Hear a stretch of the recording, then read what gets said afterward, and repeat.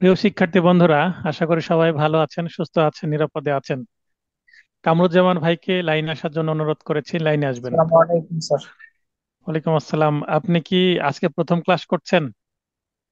Sir প্রথম class করছিলাম, তারপর অনেকগুলো আমার একটু সমস্যা ছিল পারিবারিক। এই যে আমার ছেলে অসুস্থ ছিল, তো হুম। হসপিটালে ভর্তি ছিল, এই নিয়ে একটু সমস্যা ও, ছিল। এখন এখন কি অবস্থা আপনার ছেলের?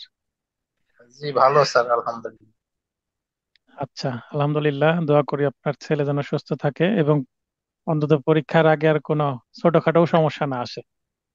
এখন থেকে আশা করি নিয়মিত ক্লাস করবেন এবং আগামী শনিবারে পরীক্ষা দিবেন, তাই না? ইনশাল্লাহ স্যার। ইনশাল্লাহ, কারণ আপনাকে মিস করছিলাম।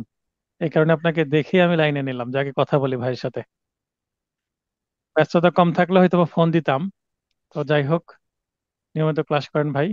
মানুষের জি বিপদ স্যার। আপদ আসবে, কিন্তু এর মাঝখানে আপনাকে এবার বের হয়ে যেতে হবে অ্যাডভোকেট জি হিসেবে, ঠিক স্যার। আছে?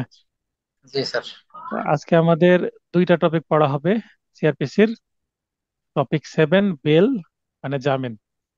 যাদের কাছে নোট আছে তারা অবশ্যই নোট এবং নোটের বেশ কিছু জায়গায় ছোট ছোট সংশোধনী করা হয়েছে। সেই সংশোধনী করা নেওয়ার জন্য নোটটা হাতের কাছে রাখবেন।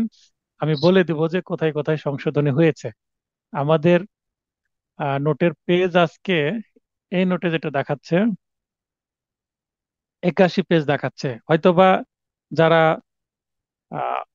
24-এর নোট নিয়েছেন, 24 সালের বা কিছুদিন আগেও নোট নিয়েছেন, তাদেরও হয়তোবা পেজ একটা আগে পরে হতে পারে। তো এই নোটটা এই মুহূর্তে যেটা শো হচ্ছে, এটার বেশ কিছু জায়গায় সংশোধন করা হয়েছে। এই কারণে যেমন আপনাদের নোটে 82 পেজে আছে আর এটা 81 পেজে আছে, মানে আমি লিখা আরো কমিয়ে দিয়েছি। ড্রাফটিং এর জায়গায় আমি লিখা কমিয়ে দিয়েছি, যেন আপনাদের আরো কম সময় লাগে লিখতে। তো বেল, এখানে আমরা 6টি প্রশ্ন পড়ব। প্রথম প্রশ্ন হচ্ছে, কোন কোন অবস্থা বিবেচনায় জামিন অযোগ্য অপরাধের মামলার ক্ষেত্রেও জামিন মঞ্জুর করা যায়? তাহলে এখানে লক্ষ্য করতে হবে জামিন অযোগ্য। জামিন যোগ্য যেগুলো সেগুলো তো বেলেবল সেকশন থাকে, বেলেবল অফেন্স, তাই সেখানে তো জামিন দিবেই। আর যেগুলো নন বেলেবল সেকশন, সেগুলোর ক্ষেত্রেও জামিন কোন জায়গায় দিবে সেটা প্রশ্ন করা হয়েছে। কামরুজ্জামান ভাই, সবকিছু ঠিক আছে? জামিন অযোগ্য অপরাধ এবং মৃত্যুদণ্ডে দণ্ডিত হওয়ার মতো অপরাধে অভিযুক্ত আসামিকে কোন কোন পরিস্থিতিতে জামিন মঞ্জুর করা যেতে পারে, একই প্রশ্ন। অথবা যে অপরাধের জন্য মৃত্যুদণ্ড বা যাবজ্জীবন কারাদণ্ড দেওয়া যায়, তাহলে যে অপরাধের জন্য মৃত্যুদণ্ড ও যাবজ্জীবন কারাদণ্ড দেওয়া যায় সেই অপরাধটি নিশ্চয় জামিন অযোগ্য। এই কারণে প্রশ্ন এইভাবে আসলে একই উত্তর লিখতে হবে। ধন্যবাদ রাজাক ভাই। এমন অপরাধে অভিযুক্ত ব্যক্তিকে জামিনে মুক্তি দেওয়া যায় কিনা আলোচনা করুন। দেখেন, এখানে 3টি প্রশ্ন আছে, স্ল্যাশ চিহ্ন দিয়ে অথবা দেওয়া আছে। 3টি প্রশ্নের উত্তর সেম, কিন্তু প্রশ্ন 3 ভাবে আসতে পারে। তার মানে নন বেলেবল সেকশনের ক্ষেত্রে কিভাবে জামিন মঞ্জুর করেন আদালত, সেইটা আদৌ জামিন মঞ্জুর করা যায় কিনা, গেলে কেন, কখন, কোন পরিস্থিতিতে। প্রথমে যেহেতু এটি একটি বর্ণনামূলক প্রশ্ন, 10 নম্বরের জন্য আসতে পারে বা 8-এর জন্য আসতে পারে, সেক্ষেত্রে আমরা প্রথমে একটু ভূমিকা দিব। মৃত্যুদণ্ড বা যাবজ্জীবন কারাদণ্ডে দণ্ডিত হওয়ার মতো অপরাধে অভিযুক্ত আসামিকে সাধারণত জামিন মঞ্জুর করা যায় না, কেননা এমন অপরাধগুলো মূলত জামিন অযোগ্য ধারার গুরুতর অপরাধ হয়ে থাকে। দেখেন, দুইটা বাক্য দিলাম, দুইটা বাক্য দিয়ে উপরে যে 3টি প্রশ্ন, 3টি প্রশ্ন যেভাবে আসুক না কেন, দুইটাই মানে উভয় 3 ভাবে প্রশ্নকে কাভার করলাম এই সেন্টেন্স দিয়ে। যদি মৃত্যুদণ্ড বা যাবজ্জীবন কারাদণ্ডের কথা বলে, সেটা প্রথম সেন্টেন্স দিয়ে কাভার হয়ে গেল। আর জামিন অযোগ্যর কথা বললে দ্বিতীয় সেন্টেন্স দিয়ে কাভার হয়ে গেল, এবং দুইটা সেন্টেন্সকে আবার লিঙ্ক করে দিয়েছি যেন একটার সাথে আরেকটা সম্পর্ক খুঁজে পাওয়া যায়, মনে রাখতে সুবিধা হবে। এবং লেখার মধ্যে একটা কি ছন্দ থাকবে। তবে ক্ষেত্র বিশেষে কিছু কিছু পরিস্থিতি বিবেচনায় বিজ্ঞ আদালত জামিন অযোগ্য অপরাধের মামলার ক্ষেত্রেও অভিযুক্ত আসামিকে জামিন মঞ্জুর করে থাকেন। এটা হয়ে গেল সূচনা। এরপর আমরা জামিন অযোগ্য অপরাধের ক্ষেত্রে যখন জামিন মঞ্জুর করা যায়, the code of criminal procedure, তারপর কমা দিবেন, তারপরে 1898 সাল এবং আইনের মাঝখানে অবশ্যই কমা দিবেন। অনেকেই প্রশ্নের উত্তর খাতা দেখছি, কালকে রেজাল্ট পাবেন আপনারা। যেমন দা, এখানে টি বড় হাতে দিতে হবে, তারপরে সি বড় হাতে দিতে হবে, এখানে সি বড় হাতে দিতে হবে, এখানে পি বড় হাতে দিতে হবে। এটাকে বলা হচ্ছে টাইটেল কেস। টাইটেল কেস স্টাইলে লিখতে হবে। এইভাবেই দিবেন যেভাবে আইন লেখা আছে। আইনের নাম সবসময় ইংরেজিতে দিবেন, কিন্তু সেকশন বাংলাতে লিখলে সমস্যা নাই, সেকশন বাংলাতেই দিবেন। যারা বাংলা মিডিয়ামে লিখবেন তারা আইনের নাম অবশ্যই ইংরেজিতে দিবেন এবং সেকশনগুলো এভাবে বাংলায় দিবেন। আমি যেভাবে করছি সবচেয়ে বেস্ট এবং সবচেয়ে সহজ এবং সবচেয়ে অ্যাপ্রোপ্রিয়েট উপায় করার চেষ্টা করছি, অ্যাকর্ডিং টু মাই নলেজ। আমার জানা মতে এর থেকে ভালো থাকতে পারে অন্য কারো কাছে। আমি নিজেকে বেস্ট দাবি করছি না, তবে আমার জানা মতে এটা বেস্ট। 497, 167 ও 339 সি ধারার বিধানের আলোকে আলোচ্য বিষয়টি নিম্নে আলোচনা করা হলো। এই তিনটা সেকশন সম্পর্কে আপনাকে জানতে হবে। 497 কিন্তু নন বেলেবল সেকশনের কথা বলা আছে, আর 167তে কি আছে এবং 339 সিতে কি আছে পড়লে বুঝতে পারবেন এই তিনটা সেকশন উল্লেখ করা কি জরুরি। অভিযুক্ত ব্যক্তির বয়স, লিঙ্গ ও শারীরিক অবস্থা বিবেচনায় জামিন মঞ্জুর করা যায়, এইটা কিন্তু কোথায় নাই, বেয়ার অ্যাক্টে নাই। এই পয়েন্টটা আপনাদের জন্য আমি তৈরি করে দিয়েছি, যেহেতু লিখিত তাই কিছু আপনাকে ক্রিয়েটিভিটি দেখাতেই হবে। 497 এর উপধারা একে বলা হচ্ছে, এই ধারা বিধান মতে 3 প্রকারের ব্যক্তি মৃত্যুদণ্ড বা যাবজ্জীবন কারাদণ্ডের দণ্ডনীয় অপরাধে অভিযুক্ত হলেও জামিনে মুক্তি পেতে পারে। এই যে ল্যাঙ্গুয়েজ, এটা আপনার ইচ্ছা মতো দিতে পারেন, ভাষা পরিবর্তন হতে পারে। লিখতে গিয়ে আমি কি ভাষা ব্যবহার করেছি মুখস্থ নাই, মনে নাই, নো প্রবলেম, আপনি নিজের ভাষা ব্যবহার করেন। কিন্তু এই 3 প্রকার মৃত্যুদণ্ড, যাবজ্জীবন কারাদণ্ডে অভিযুক্ত ব্যক্তি, এই শব্দগুলো যেন অন্তত থাকে আপনার সেন্টেন্সে। যদি সে হয়, কে হয়? 16 বছরের নিম্ন বয়স্ক কোনো ব্যক্তি মানে মাইনর, স্ত্রীলোক মানে ওম্যান, পীড়িত অর্থাৎ সিক বা অক্ষম বা ইনফার্ম। তো এখানে 3 নম্বরে সিক ইনফার্ম মানে সমর্থক শব্দ, কিন্তু আবার এই দুইটাকে দুইটা তৈরি করে 4টা পয়েন্ট আবার বের করেন না। অনেকে মনে করতে পারে যে মাইনর, ওমেন, সিক, ইনফার্ম মানে চার 4 প্রকার ব্যক্তি তৈরি করতে পারেন, এটা কনফিউজ হওয়ার দরকার নাই। সিক আর ইনফার্ম একই, সমর্থক বা সিনোনিমাস ওয়ার্ড। এভাবেই দেওয়া আছে বেয়ার অ্যাক্টে, তাই এই শব্দগুলো এভাবেই ইউজ করা হয়েছে। স্ত্রীলোক বলতে মহিলাকে বোঝানো হচ্ছে, বিবাহিত হতে পারে, অবিবাহিত হতে পারে। আবারও বলি, স্ত্রীলোকের পরিবর্তে মহিলা শব্দটা ব্যবহার করেন, প্রয়োজনে কেটে মহিলা লিখেন, এটা বেটার হয়।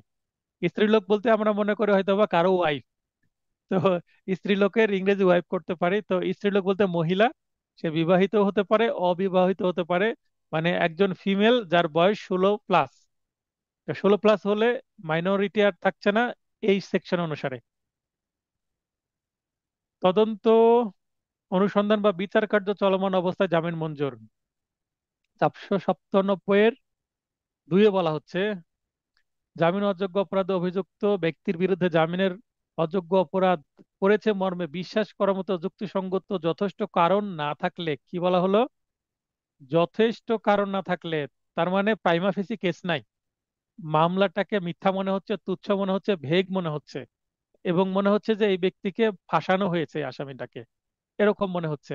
কোনো কানেকশনই নাই এবং মামলাটা কি আছে, তদন্তাধীন আছে। তদন্তে হয়তোবা ইনাকে ক্লিন চেক দেওয়া হবে, ফাইনাল রিপোর্ট চলে আসতে পারে এনার বিরুদ্ধে, কিংবা অধিকতর তদন্তের প্রয়োজন হলে অনুসন্ধান বা বিচার কার্য চলমান অবস্থায় তাকে জামিনে মুক্তি দেওয়া যেতে পারে। 497 কিন্তু পড়ছি, আবারও 497-এর 4 পড়বো। বিচার বা সাক্ষ্য গ্রহণ সমাপ্ত হলে রায় ঘোষণার পূর্বে আবার জামিন দেওয়া যায়, কোথায়? 497-4 উপধারায় এই কথাটা এখানে লেখা আছে। নির্ধারিত সময়ের মধ্যে তদন্ত সমাপ্ত না হলে জামিন মঞ্জুর করা যায়, কততে? 167। আমি একটু আগে সূচনায় বলেছিলাম 167 ধারার কথা, সেটাই। 167 ধারার উপধারা 5-এর বক্তব্য হচ্ছে, 120 দিনের মধ্যে তদন্ত সমাপ্ত না হলে মৃত্যুদণ্ড, যাবজ্জীবন কারাদণ্ড বা অনধিক 10 বছর কারাদণ্ডের দণ্ডনীয় অপরাধ ব্যতীত অন্য ক্ষেত্রে ম্যাজিস্ট্রেট আদালত অভিযুক্ত আসামিকে জামিনে মুক্তি দিতে পারে। তার মানে ছোট কেসের ক্ষেত্রে ম্যাজিস্ট্রেটই জামিনে মুক্তি দিবেন। সেটা কোন ক্ষেত্রে? যেটা 3 ধরনের মানে অপরাধ। 10 বছর যদি হয় তাহলে কিন্তু আর পারবে না, যাবজ্জীবন হলেও পারবে না, মৃত্যুদণ্ড হলেও পারবে না। কে পারবে না জামিন দিতে? ম্যাজিস্ট্রেট জামিন দিতে পারবে না যদি তদন্ত শেষ না হয় 120 দিনের মধ্যে। কিন্তু 10 বছরের যদি নিচে হয়, যেমন যার সাজা 7 বছর হতে পারে, 5 বছর হতে পারে, 3 বছর হতে পারে, এই ধরনের কেসের ক্ষেত্রে ম্যাজিস্ট্রেটই জামিন দিবেন, যদি 120 দিনের মধ্যে ইনভেস্টিগেশন কমপ্লিট না হয়। কতে বলা হচ্ছে মৃত্যুদণ্ড, যাবজ্জীবন কারাদণ্ড বা অনধিক 10 বছর কারাদণ্ডের দণ্ডনীয় অপরাধের ক্ষেত্রে। তার মানে ম্যাজিস্ট্রেট যেটা পারবে না, ঠিক তার উপরের একটু গ্রিভিয়াস বা গুরুতর অপরাধের ক্ষেত্রে, একটু হেভি অফেন্সের ক্ষেত্রে দায়রা জজ আদালত অভিযুক্ত আসামিকে জামিনে মুক্তি দিতে পারে। দেখবেন যারা ক্রিমিনাল প্র্যাকটিস করেন আদালতে যদি যান, তো ম্যাজিস্ট্রেট কোর্ট যদি জামিন না দেয় তাহলে কি করা হয়, মিসকেস করে দায়রা জজে কি করা হয়, জামিন ধরা হয়। তো এটাই এই কারণে। আবার যখন ম্যাজিস্ট্রেট কোর্ট জামিন দিচ্ছে না, আমরা দায়রা জজে মিসকেস করি। দায়রা জজ যদি মিসকেসে জামিন না দেয় তাহলে আমরা কোথায় চলে যাই, হাইকোর্টে মিসকেস করি। মিসকেস করা হয় হচ্ছে 498 ধারা অনুসারে। নির্ধারিত সময়ের মধ্যে বিচার কার্য সমাপ্ত না হলে জামিন মঞ্জুর করা যায়। এটা কখন, মানে পোস্ট ট্রায়াল স্টেজ। এর আগে আমরা দেখলাম প্রি ট্রায়াল স্টেজ, এটা হচ্ছে পোস্ট ট্রায়াল স্টেজ, মানে সাক্ষী শুরু হয়ে গেছে, সাক্ষী হয়ে গেছে, সাক্ষীর পরে কি হয়নি, সাক্ষী চলছেই, বিচার কার্য শেষ হয়নি, অথবা আর্গুমেন্ট বাকি আছে বা সাফাই সাক্ষী বাকি আছে, সাক্ষী শেষ বা সাক্ষী চলছে, ট্রায়াল স্টেজে বা পোস্ট ট্রায়াল স্টেজে এসে এই সেকশনটা প্রযোজ্য হবে। কত, 339C ধারার বিধান মতে ম্যাজিস্ট্রেট আদালত 180 দিনের মধ্যে অথবা দায়রা জজ আদালত, অতিরিক্ত দায়রা জজ আদালত অথবা যুগ্ম দায়রা জজ আদালত 360 দিনের মধ্যে, তার মানে ম্যাজিস্ট্রেটের জন্য সময় কম 180, কিসের জন্য, ট্রায়ালের জন্য, অর্থাৎ মামলা শেষ করার জন্য ম্যাজিস্ট্রেট সময় পান 180 দিন, এবং 3 প্রকারের দায়রা জজ সময় পান হচ্ছে 360 দিন। আপনারা এমসিকিউ এটা জানেন, সেই তথ্যটা এখানে আসছে। তো বিচার কার্য সমাপ্ত করতে না পারলে জামিন অযোগ্য অপরাধে অভিযুক্ত ব্যক্তিকে জামিনে মুক্তি দেওয়া যাবে। এটা কে বলছে, 339C, এই সেকশন বলে দিচ্ছে, আইনে আছে। তাহলে কেন আদালত জামিন দিবেন না, অবশ্যই জামিন দিতে পারেন। তো যখন জামিন শুনানির সময় এই সেকশনটা হাইলাইট করা হবে তাহলে অবশ্যই জামিন পাওয়া যাবে। আর এই সেকশনটা কেউ যদি নাই জানে, তাহলে আদালতে তো উপস্থাপন সময়, শুনানির সময় তিনি বলতেই পারবেন না। তাই এটা জানলেন আপনারা।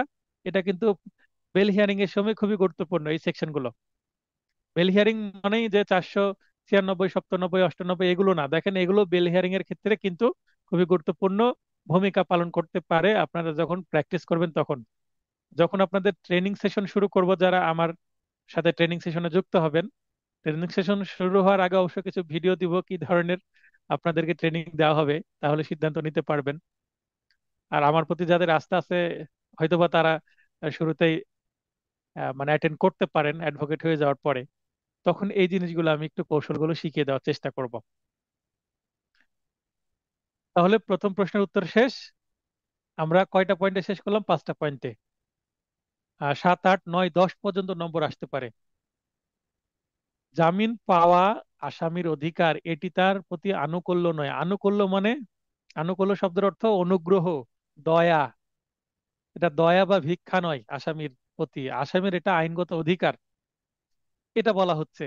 তো এই যে স্টেটমেন্ট, এই যে উদ্ধৃতি, এটাকে জাস্টিফাই করতে হবে আমাদের। এটা যদি ইংরেজিতে দিয়ে দেয়, বা আমি আগামী ক্লাস টেস্টে যদি এটা ইংরেজিতে দিয়ে দিই, তাহলেও আপনারা আশা করি এটার উত্তর করতে পারবেন। এটা বাংলায় আছে, যদি ইংরেজিতে থাকে তাহলে কি করতে হবে, ইংরেজি সেন্টেন্সটা তুলে দিতে হবে।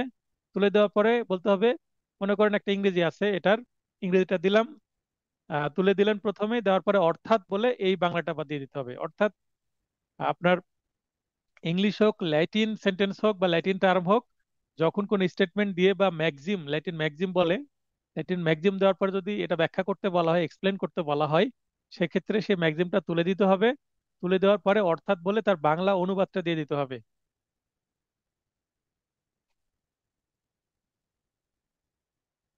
আচ্ছা, জামিনযোগ্য ও জামিন অযোগ্য উভয় অপরাধের ক্ষেত্রে এই ধারণার গ্রহণযোগ্যতা আলোচনাপূর্বক সংশ্লিষ্ট বিধানের আলোকে মন্তব্যটি ব্যাখ্যা করুন।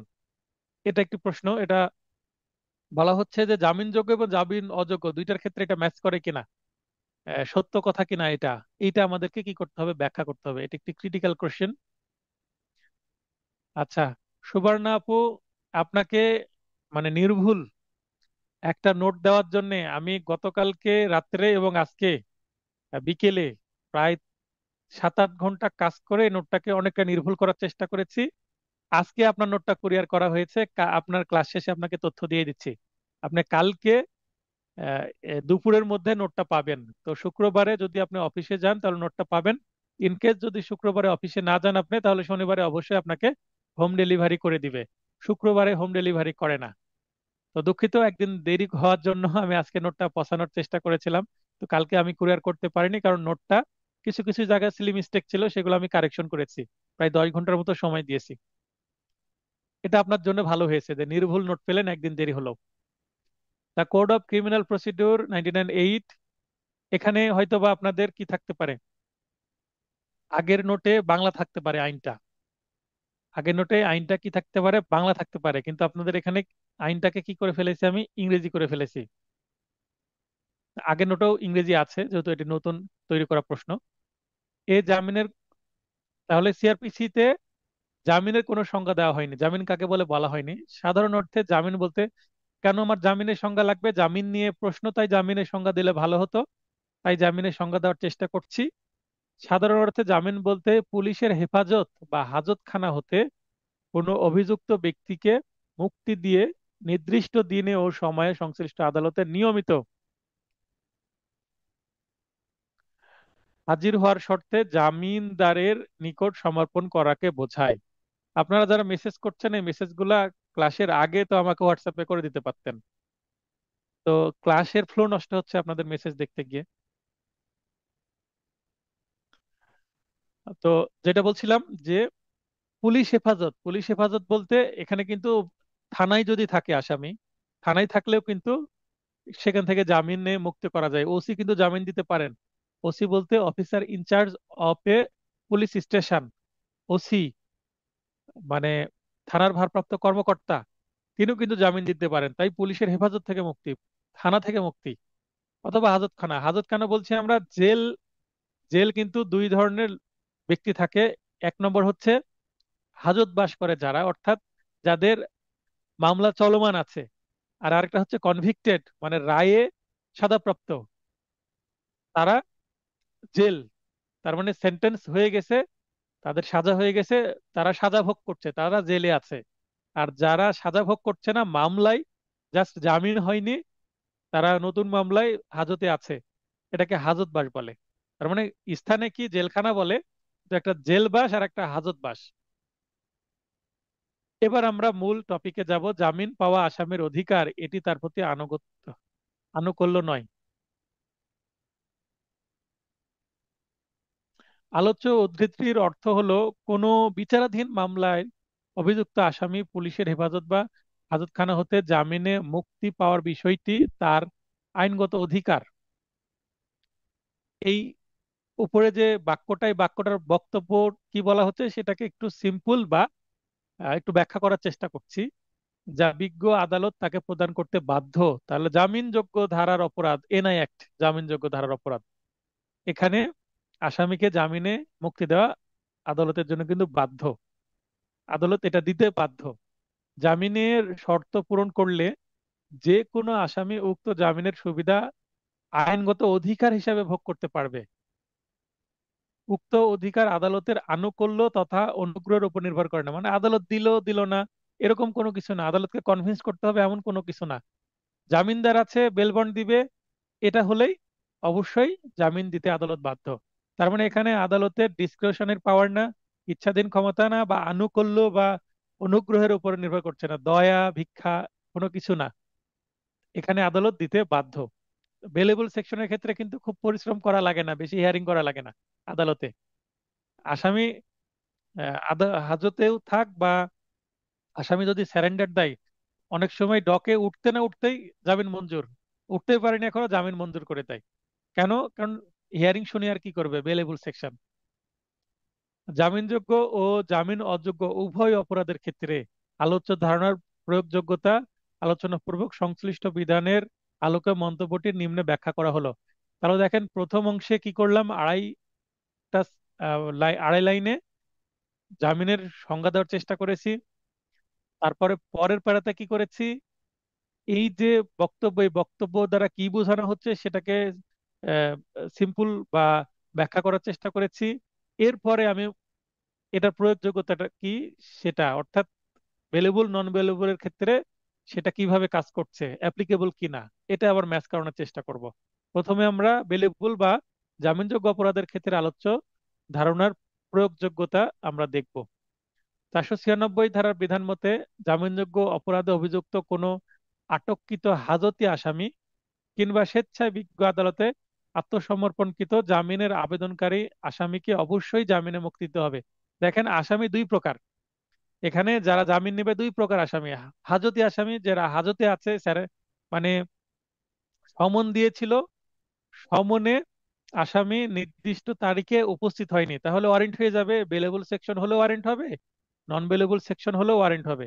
এই ওয়ারেন্টে আসামি ধরা পড়েছে, আসামিকে হাজতে দিয়ে দিয়েছে পুলিশ।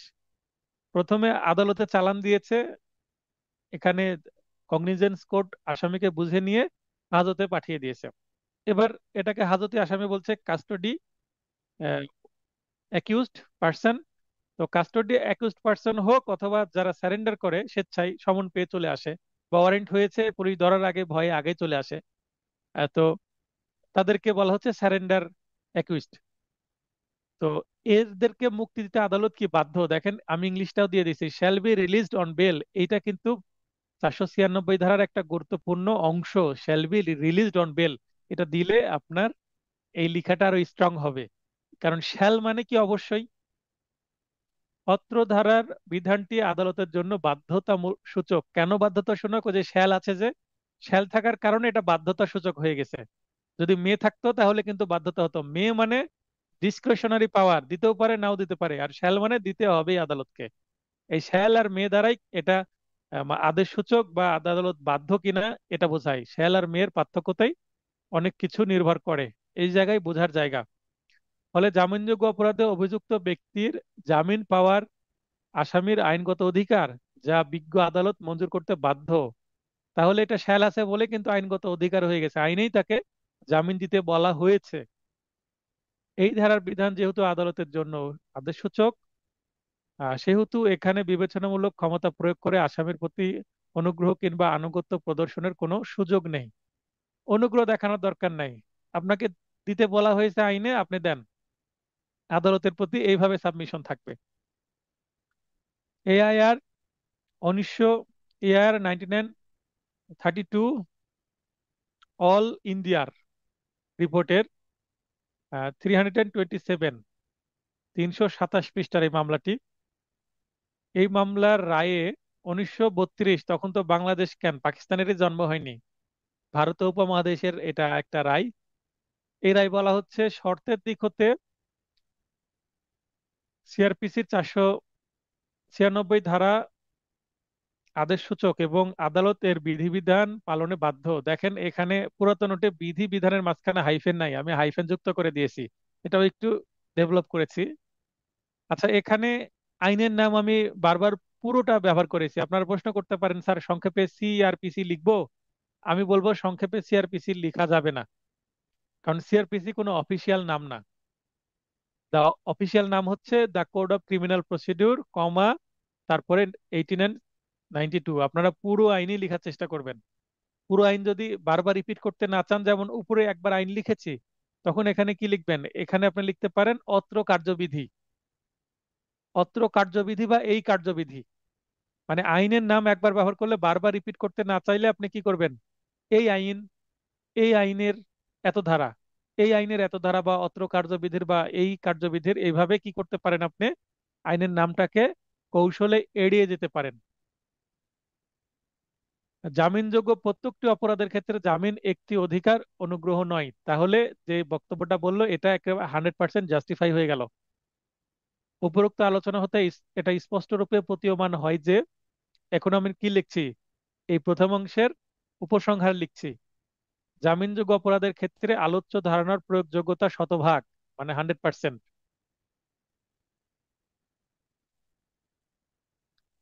অর্থাৎ জামিনযোগ্য অপরাধের ক্ষেত্রে জামিন পাওয়া আসামির অধিকার, এটি তার প্রতি আনুকূল্য নয়। এই কথাটা আবার রিপিট করে দিলাম কারণ মিলে গেল। অর্ধেক ডান হয়ে গেল, এবার বাকি অর্ধেক।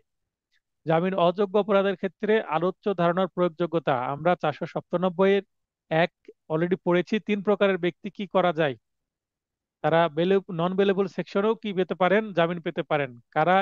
Minor, women, sick or infirm, এই তিন প্রকারের ব্যক্তি আমরা একটু আগে পড়লাম। তো এইখানে নন বেলেবল সেকশন তবুও জামিন দিতে পারে। আবার অত্র আইনের আরো কিছু ধারার বিধান মতে জামিন অযোগ্য অপরাধে অভিযুক্ত ব্যক্তি জামিনে মুক্তি পেতে পারে। যেমন আমরা একটু আগেই যেগুলো পড়েছি বিস্তারিত, সেগুলো এখানে ক, খ, গ, ঘ সংক্ষিপ্ত ভাবে দিয়েছি। কি? তদন্ত অনুসন্ধান বা বিচার কার্য চলমান অবস্থায় জামিন মঞ্জুর করা যায়। এর আগে টপিক আকারে ছিল, এর আন্ডারে দুই তিনটা করে সেন্টেন্স ছিল, সেগুলো অ্যাভয়েড করে দিয়েছি। ধারা 497(2), বিচার বা সাক্ষ্য গ্রহণ সমাপ্ত হলে রায় ঘোষণার পূর্বে জামিন মঞ্জুর করা যায়। 97(4), নির্ধারিত সময়ের মধ্যে তদন্ত সমাপ্ত না হলে জামিন মঞ্জুর করা যায়। 167(5), অলরেডি এগুলো পড়েছি, টপিক আকারে ছিল, তার আন্ডারে বর্ণনা ছিল, কিন্তু এখানে বর্ণনা দিচ্ছি না, কারণ এটা খুব বড় প্রশ্ন হলেও অলরেডি লেখাটা বড় হয়ে গেছে, এটার বর্ণনার নিষ্প্রয়োজন, মানে দরকার নাই। নির্ধারিত সময়ের মধ্যে বিচার কার্য সমাপ্ত না হলে জামিন মঞ্জুর করা যায়। 339(c), এগুলো আমরা অলরেডি ব্যাখ্যা সহ বিস্তারিত পড়েছি। এবার আমরা জাস্ট এটা উল্লেখ করে দিলেই হলো যে জামিন পেতে পারে। কখন কিভাবে বিস্তারিত পেতে পারে সেটা তো একটু আগে জানলাম, সেটা এই প্রশ্নের উত্তরের জন্য দরকার নাই। উপরোক্ত ক্ষেত্রসমূহে জামিন অযোগ্য অপরাধে অভিযুক্ত ব্যক্তিকে জামিনে মুক্তি প্রদানের বিষয়টি আদালতের জন্য বাধ্যতামূলক নয়। দিতেও পারেন, কারণ নন বেলেবল সেকশন আদালত দিতেও পারেন, নাও দিতে পারেন, বরং এটি আদালতের জন্য বিবেচনামূলক। মনে করেন একটি মার্ডার কেসে একটা মহিলা আছে, এই মহিলাকে কি জামিন দিতে আদালত বাধ্য? আদালত বাধ্য না। আদালত ইচ্ছে হলে দিল, না হলে না দিল। এখন কেউ যদি বলে, স্যার 497(1) তো বলা আছে যে স্ত্রী লোককে বা উমেনকে জামিন দিতে পারবেন আপনি, তো দেন। আদালত বলতে আদালত বলবে এটা আমার ইচ্ছাধীন ক্ষমতা, আমি এটা দিতেও পারি, নাও দিতে পারি। 497 বেলেবল সেকশন হলে আমি দিতে বাধ্য, কিন্তু 496 বেলেবল সেকশন হলে আদালত দিতে বাধ্য। 497(1) নন বেলেবল সেকশনে আদালত জামিন দিতে বাধ্য নন।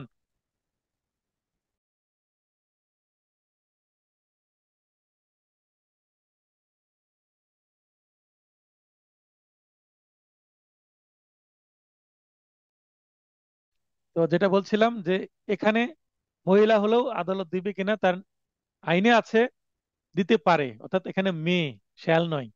অর্থাৎ জামিন অযোগ্য অপরাধের ক্ষেত্রে জামিন মঞ্জুর করা বা না মঞ্জুর করার বিষয়টি আদালতের বিবেচনার তথা অনুগ্রহের উপর নির্ভর করে। বিবেচনা বা ডিসক্রিশনারি পাওয়ার আদালত কনভিন্স হলে দিবেন। মামলার পরিস্থিতি এবং আসামির পরিবারের লোকজনের সবকিছুর উপর ডিপেন্ড করছে, এবং মামলার মেরিট কেমন আছে সবকিছুর উপর নির্ভর করছে। কতদিন হাজত বাস হয়েছে, এটা খুবই গুরুত্বপূর্ণ একটা পয়েন্ট, যে কতদিন ধরে হাজতে আছে, সে 1 সপ্তাহ আছে, 1 মাস আছে, 2 মাস আছে, না 1 বছর ধরে আছে, সেটা বিবেচনা। 1 বছর হয়ে গেছে, 1 বছর পরে জামিন মঞ্জুর করতেও পারে। অনেকদিন হলে জেলে আছে, আর কতদিন রাখবে, হাজতে আসে। তো এই কারণেই বলা হয় হাজত বাস কতদিন। দেখবেন যে খুব জিজ্ঞাসা করা হয় কতদিন ধরে হাজতে আছে, হাজত বাস গনে গনে জামিন দেওয়া হয়। এগুলোও একটা কারণ জামিন দেওয়ার। তো এগুলো আদালতের ইচ্ছাধীন, তাই এটা অনুগ্রহ মানে করুণা, আমরা যেটাকে বলি করুণা, দয়া। তো দয়ার উপর নির্ভরশীল। মামলার পরিস্থিতি ও আসামির যোগ্যতার উপর নির্ভর করে সন্তুষ্টি সাপেক্ষে বিজ্ঞ আদালত বিবেচনামূলক ক্ষমতা প্রয়োগ করে জামিন অযোগ্য অপরাধের ক্ষেত্রে জামিন মঞ্জুর করে থাকেন।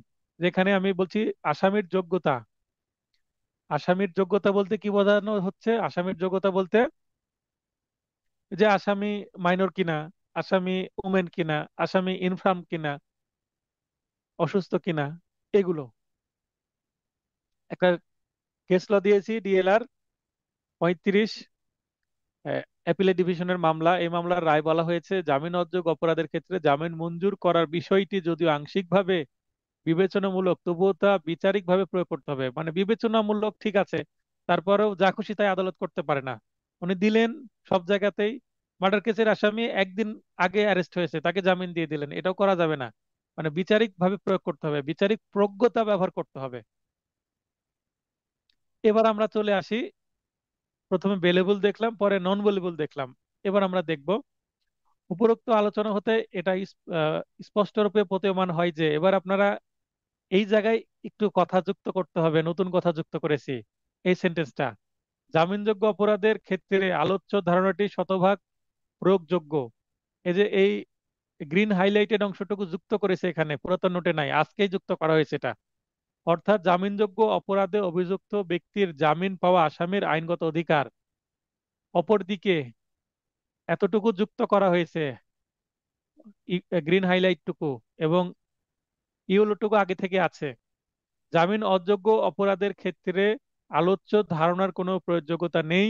অর্থাৎ বলা যায় যে জামিন অযোগ্য অপরাধের ক্ষেত্রে জামিন পাওয়া আসামির অধিকার নয়, বরং এটি তার প্রতি আনুকূল্য বটে। আর যারা এখন ক্লাসে আছেন তারা এই মুহূর্তে এই গ্রিন হাইলাইটের অংশটুকু এই উপরে ফাঁকা অংশে বা নিচে যে কোনো জায়গায় লিখে নেন ছোট করে। এটা যুক্ত করে এটাকে আরো একটু আমি ভালো করেছি, উত্তরটাকে পরিপূর্ণ করেছি, মাথায় আসলো একটা সেন্টেন্স যুক্ত করে দিলাম। আর আরেকটা কাজ করবেন, যারা ভিডিও দেখছেন ক্লাসে নাই, পরে ভিডিও দেখবেন, ভিডিও দেখে আপনারা সংশোধন করতে পারবেন। এবং যারা আমার স্টুডেন্ট না, শুধু ইউটিউব ভিডিও দেখেন, আহ, আমার নোট নিয়েছেন, তারাও নোটে এটা কারেকশন করে নিতে পারেন। এই অংশটুকু দিলে উত্তরটা আরো ভালো হয়। তাহলে আমরা দেখলাম যে 50% মিলছে, 50% মিলছে না। বেলেবল সেকশনের ক্ষেত্রে এই কথাটা সঠিক, নন বেলেবল সেকশনের ক্ষেত্রে কিন্তু, সরি, বেলেবল সেকশনের ক্ষেত্রে এই কথাটা কিন্তু মিলছে না।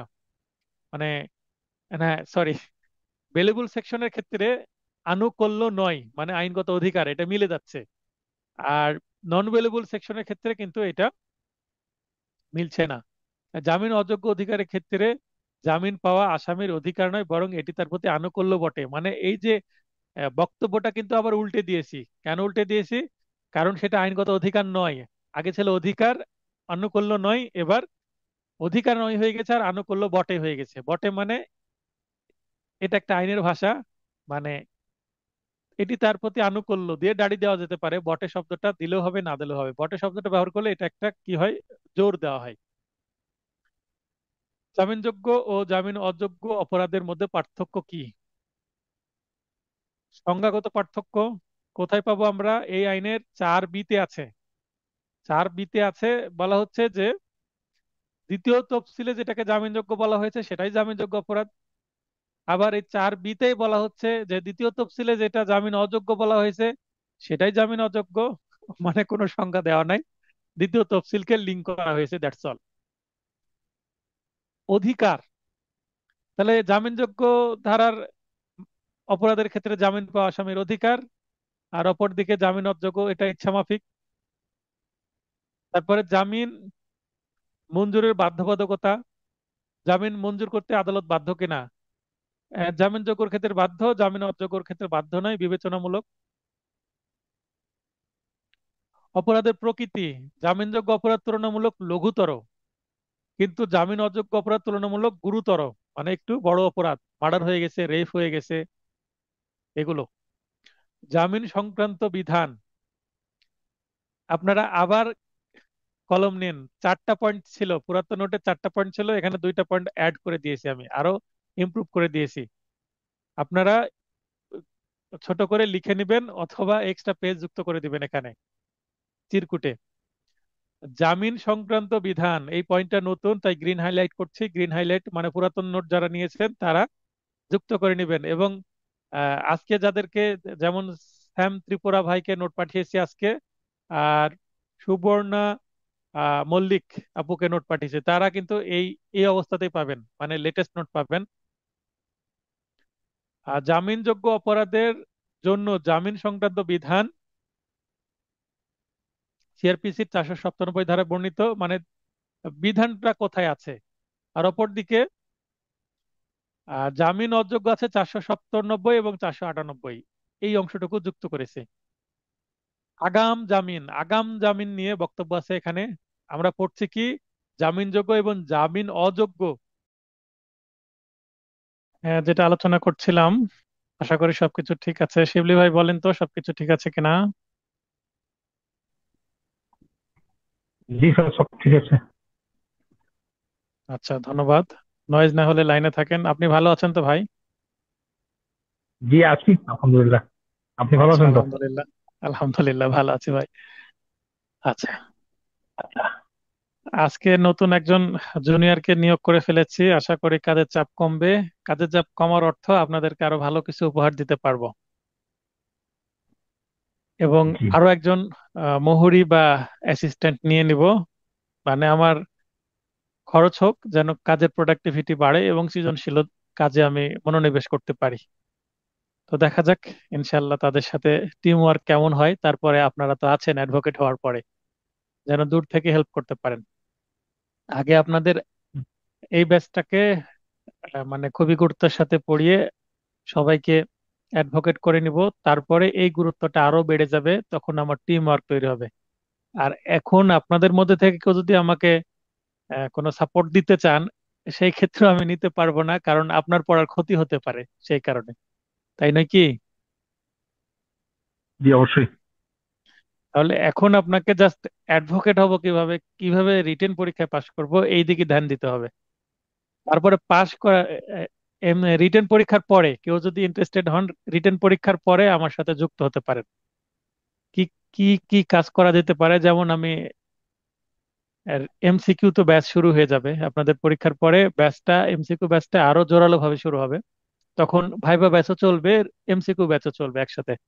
তো ভাইবা ব্যাচে ভর্তি হন আর না হন, এমসিকিউ ব্যাচে আহ খাতা দেখা, প্রশ্ন তৈরি করার ক্ষেত্রে আমাকে হেল্প করা যেতে পারে। কিভাবে করবেন সেগুলো প্রসিডিউর বলে দেব। তো যাই হোক, স্মার্টফোন থাকলেও হবে, কম্পিউটার বা ল্যাপটপ থাকলে আরো ভালো। আমি ধীরে ধীরে আমার লোকের সংখ্যা, মানে আমার সাথে আমার সহযোগী অ্যাসোসিয়েটের সংখ্যা বৃদ্ধি করে ফেলবো। ভিন্ন জেলাতে প্র্যাকটিস করেও আমার অ্যাসোসিয়েট হওয়া যাবে, এবং দেশের বাইরে থেকেও আমার অ্যাসোসিয়েট হওয়া যাবে। সেটা কিভাবে, সেগুলো পরিকল্পনা করছি, ওয়েবসাইটের মাধ্যমে আমরা যুক্ত থাকবো ইনশাল্লাহ। কিছু ভালো ভালো পরিকল্পনা আছে, যুগ উপযোগী পরিকল্পনা, অনেক আধুনিক ইন্টারনেট নির্ভর পরিকল্পনা আছে আমার। সেগুলো বাস্তবায়ন করতে পারলে আমরা সবাই একসাথে এগিয়ে যেতে পারবো। অন্তত আমার স্টুডেন্টদেরকে মানে গ্রো করার জন্য, উন্নতি করার জন্য বেশি দিন অপেক্ষা করতে হবে না, খুব দ্রুত উন্নতি করতে পারবেন আমার মতন। আমার প্র্যাকটিসের বয়স কিন্তু বেশি না অ্যাডভোকেট হিসাবে, তারপরেও যতটুকু ইনকাম করি আলহামদুলিল্লাহ অনেক ভালো ইনকাম করি। আমাদের ব্যাচে আমরা আহ, রাজশাহী বারে 84 জন একসাথে প্রবেশ করি। 84 জনের মধ্যে আমি টপ থ্রির মধ্যে আছি ইনকামের দিক দিয়ে। আমার কোচিং এর ইনকাম যদি অ্যাড করি, তাহলে টপ ওয়ানের মধ্যে চলে আসবো, মানে আমি সবচেয়ে টপেস্ট, এটা মনে করি আমি। তো মানে সবার মন্তব্য আর কি, এবং বোঝা যায়।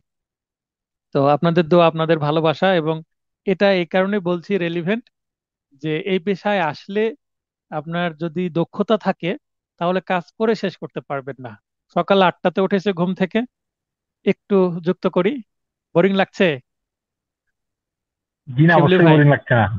আচ্ছা, সকাল অবশ্যই ভালো। 8টায় উঠেছে ঘুম থেকে, ঘুম থেকে উঠে ফ্রেশ হয়ে নাস্তা করে, গোসল করার সুযোগ পেলাম না, গোসল করে রওনা দেওয়া উচিত ছিল। আমার বাসার মেন গেট পার হয়ে দাঁড়াতেই বাস চলে আসলো সামনে।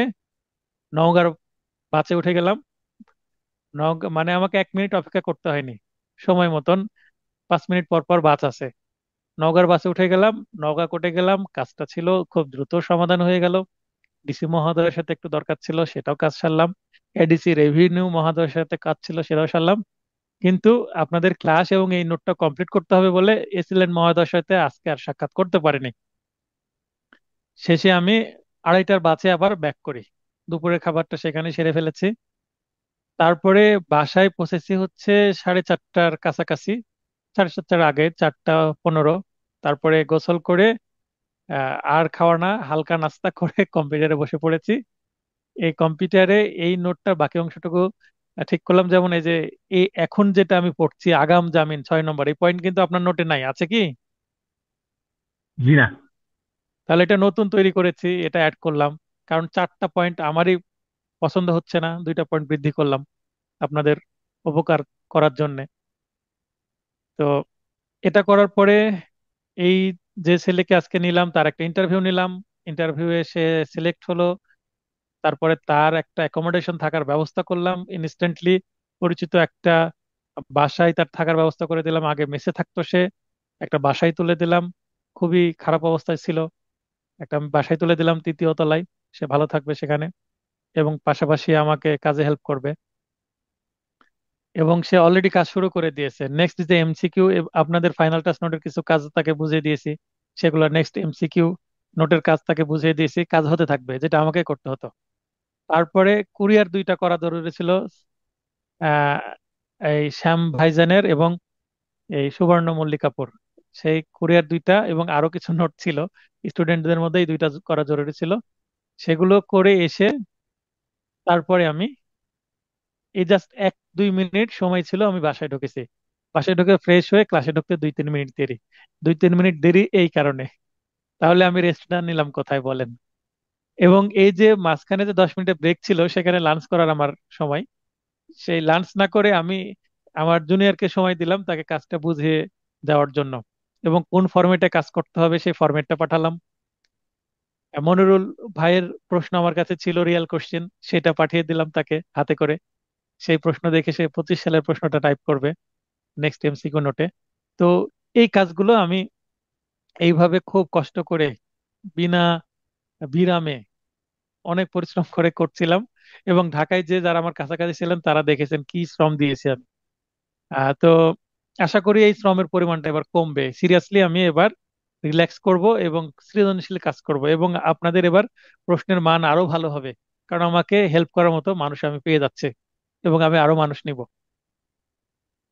কারণ বড় হতে হলে একা হওয়া যায় না, এটা আমি বুঝে গেছি। এত পরিশ্রম করার দরকার কি আমার? সৃজনশীল কাজ করব। নেক্সট খুব দ্রুত বই পাবলিশ করারও প্ল্যান আছে। তাহলে ইনশাল্লাহ আমার, যদি বেশি লোক যুক্ত হই তাহলে এটাকে কি বলে, সবার কর্মসংস্থানেরও ব্যবস্থা হয়ে যাবে ইনশাল্লাহ। অবশ্যই সবার জন্য, আমার স্টুডেন্টদের জন্য অগ্রাধিকার থাকবে। মানে লেডি জেন্টস সবার জন্য উন্মুক্ত থাকবে টিচার প্যানেলটা এবং রিসার্চ প্যানেল। কিন্তু আমার চেম্বার ওয়ার্ক কাজের জন্য তো প্রথমত আমাকে কি নিতে হবে? এই মুহূর্তে আমার মানে পার্সোনাল চেম্বার হয়নি। আহ, ওইভাবে একটা বড় আঙ্গিকে পার্সোনাল চেম্বার করব, তখন আমি লেডি জেন্টস সবাইকেই, মানে কোনো ডিসক্রিমিনেশন, কোনো কোটা, কোটা বলতে এখানে যারা আমার স্টুডেন্ট তাদেরকে অগ্রাধিকার দেওয়া হবে নিশ্চয়ই, কারণ আমি কিভাবে পড়াই তারা জানে তাই। তো এগুলো নিয়ে কথা হবে আমরা পড়াটা আগাই। আগাম জামিন, জামিনযোগ্য অপরাধের জন্য আগাম জামিন বা গ্রেপ্তারপূর্বক জামিনের দরখাস্ত করার প্রয়োজন হয় না। এই করার বানানটা ঠিক করে নেবেন। অপরদিকে জামিন অযোগ্য অপরাধের জন্য আগাম জামিন বা গ্রেপ্তারপূর্ব জামিনের দরখাস্ত করার প্রয়োজন হতে পারে। যেগুলো বেলেবল সেকশন সেখানে কিন্তু এই আগাম জামিনের কোনো দরকারই নাই, স্যারেন্ডার দিলে তো জামিন দিয়ে দিবে। আর যেগুলো নন বেলেবল সেকশন, ভয় আছে জামিন দিবে না নিম্ন আদালত, সেক্ষেত্রে অবশ্যই আগাম জামিন নিতে হয়। মানে অ্যান্টিসিপেটরি বেল বা গ্রেপ্তার পূর্ব জামিন মাস্ট বি। আমরা কোন ক্ষেত্রে নেই? নন বেলেবল সেকশনের ক্ষেত্রে। এই পয়েন্টটা আমি দিয়ে দিয়েছি, মাথায় আসলো। এরপরে গ্রেপ্তার পূর্ব জামিন বা আগাম জামিন বলতে কি বোঝেন, এই প্রশ্নটা পড়তে গিয়ে এই আইডিয়াটা আসছে 6 নম্বর পয়েন্টের। তাহলে গ্রিন, এটাও কিন্তু নতুন, আপনারা লিখে নেবেন। গ্রেপ্তার পূর্ব জামিন বা আগাম জামিন বলতে কি বুঝেন, একটু আগে যেটা জানলাম, আগাম জামিনটা কি একটু বুঝে নিই আমরা। গ্রেপ্তার পূর্ব জামিন কখনো কি কি কারণে মঞ্জুর করা হয়?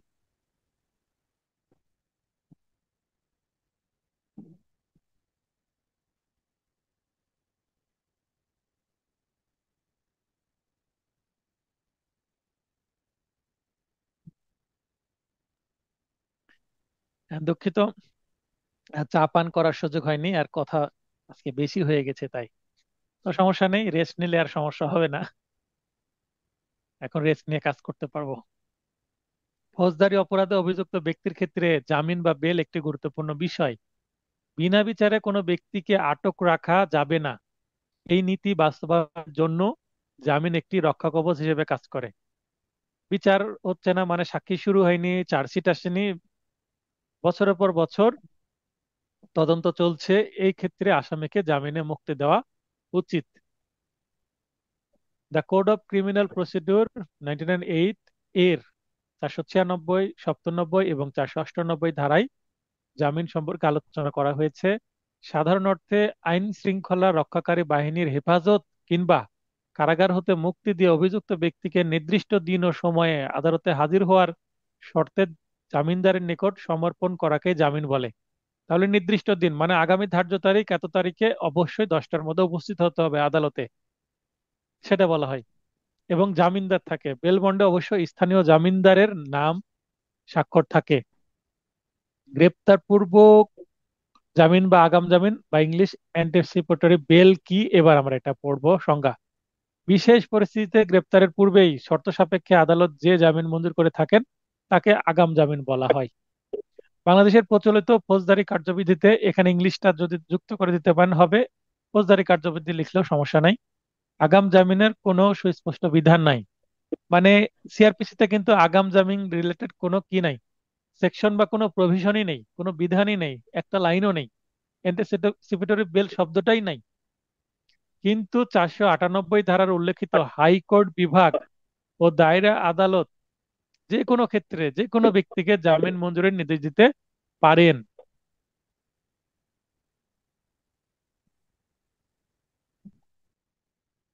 শব্দগুলো সম্প্রসারিত, এই যে শব্দগুলো একটু আগে যেগুলো বললাম, এই শব্দগুলোর সম্প্রসারিত অর্থ দ্বারা অভিযুক্তকে ক্ষেত্র বিশেষে আগাম জামিন প্রদান করে থাকেন যখন কোনো ব্যক্তি এরকম আশঙ্কা থাকে যে কোনো অজামিনযোগ্য বা জামিন অযোগ্য, জামিন অযোগ্য অজামিনযোগ্য একই কথা, নন বেলেবল মামলায় ওই ব্যক্তি গ্রেপ্তার হতে পারেন, তখন তার আবেদনের পরিপ্রেক্ষিতে আদালত কিছু বিষয় বিবেচনায় তার আগাম জামিন মঞ্জুর করেন।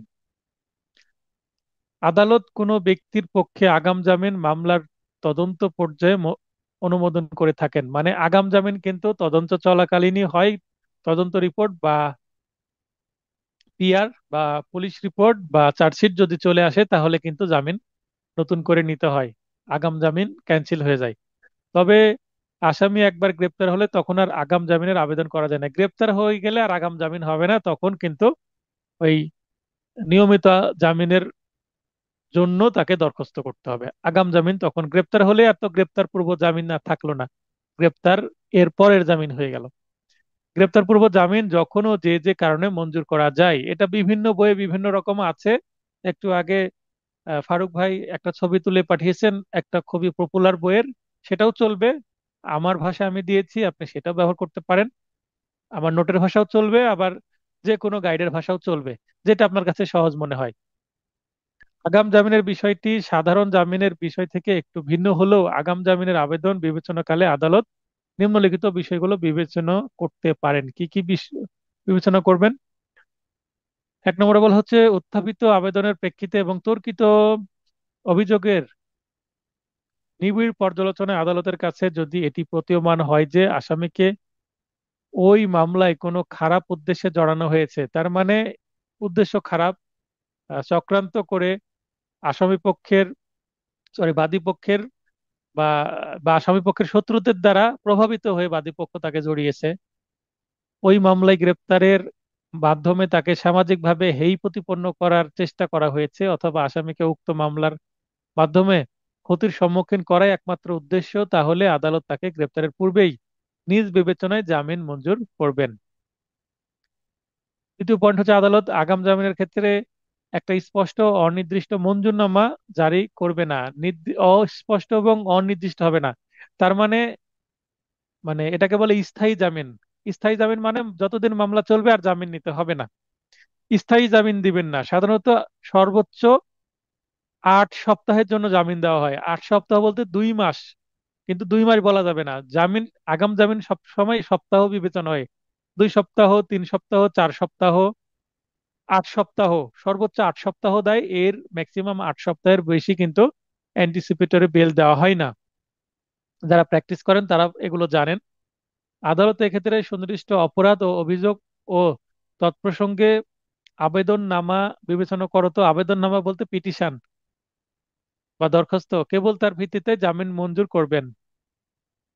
আগাম জামিন মঞ্জুরের আগে আদালত এটি বিবেচনায় রাখবেন যে উক্ত মামলায় জিজ্ঞাসাবাদ বা তথ্য উদ্ঘাটনের জন্য আসামিকে পুলিশ হেফাজতে অর্থাৎ রিমান্ডে নেওয়ার প্রয়োজন আছে কিনা। এই রিমান্ড শব্দটা যুক্ত করা হয়েছে, পুরাতন নোটের রিমান্ডটা নাই, রিমান্ডটা আপনারা যুক্ত করে নিতে পারেন।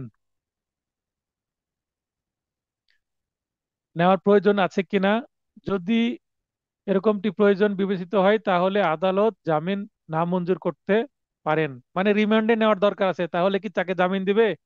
জামিন দিলে তো আর রিমান্ডে নেওয়া যাবে না।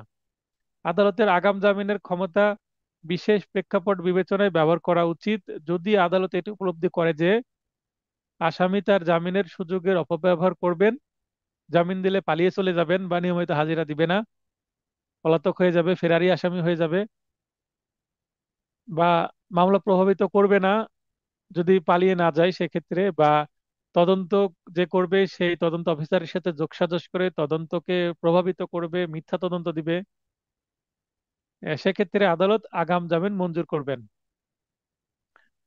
আগাম জামিন মঞ্জুরের ক্ষেত্রে আসামিকে আদালতে সশরীরে উপস্থিত হতে হবে, মানে স্যারেন্ডার করতে হবে। আগাম জামিনের আবেদন সাধারণত তাদের ক্ষেত্রে নামঞ্জুর করা হয় যারা তদন্তকারী কর্মকর্তাকে সহযোগিতা করবে না বা করার সম্ভাবনাও ক্ষীণ, অথবা যাদেরকে হেফাজতে নিয়ে জিজ্ঞাসাবাদ করা প্রয়োজন, অথবা যারা জামিনে মুক্ত থেকে মামলা প্রভাবিত করতে পারেন। এই জিনিসগুলো জানতে হবে। মানে যখন আগাম জামিনের দরখাস্ত করা হয় সাধারণত আমরা এগুলো গ্রাউন্ডস বা হেতুবাদে দিয়ে থাকি। কোনো ব্যক্তির বিরুদ্ধে অপরাধ আমলে গ্রহণ করার পর, এমনকি চার্জশিট দেওয়ার পরও আগাম জামিন মঞ্জুর করা যায় বলে ভারতীয় রায়ে বলা হয়েছে। এই 7 নম্বর পয়েন্টটা নিচে নিয়ে চলে আসবেন পরীক্ষায় যদি আসে সেই ক্ষেত্রে। এজাহার দায়ের করা আগাম জামিনের পূর্ব শর্ত নয়। মামলায় চার্জশিট প্রদান করা হয়েছে বা আসামিকে গ্রেপ্তারের জন্য ওয়ারেন্ট ইস্যু করা হয়েছে শুধু এই কারণেই আসামির আগাম জামিনের অধিকার খর্ব করা হয়েছে বলা যাবে না। অর্থাৎ চার্জশিট দিলেও অনেক সময় আগাম জামিন নেওয়া যেতে পারে। আগাম জামিন মঞ্জুরের ক্ষেত্রে আদালত প্রধানত নিম্নলিখিত বিষয়গুলো বিবেচনায় করে থাকেন।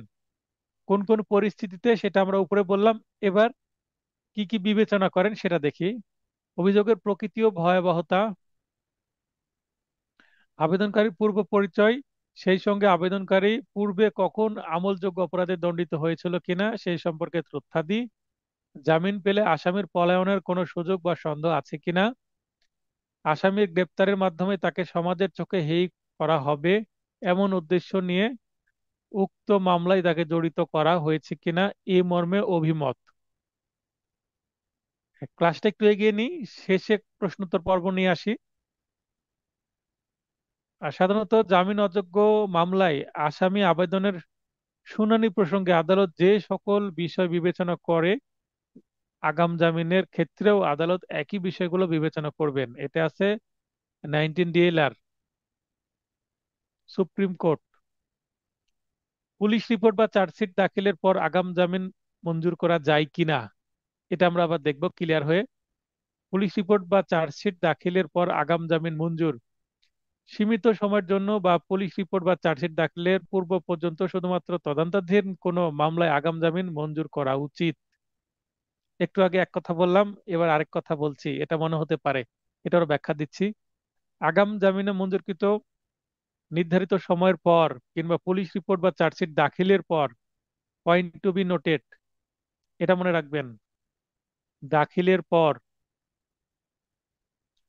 অভিযুক্ত ব্যক্তি অবশ্যই সংশ্লিষ্ট আদালতে হাজির হবে এবং মামলার গুণাগুণের উপর ভিত্তি করে নতুনভাবে সাধারণ জামিনের আবেদন পূর্বক জামিনে মুক্তির প্রার্থনা করবে।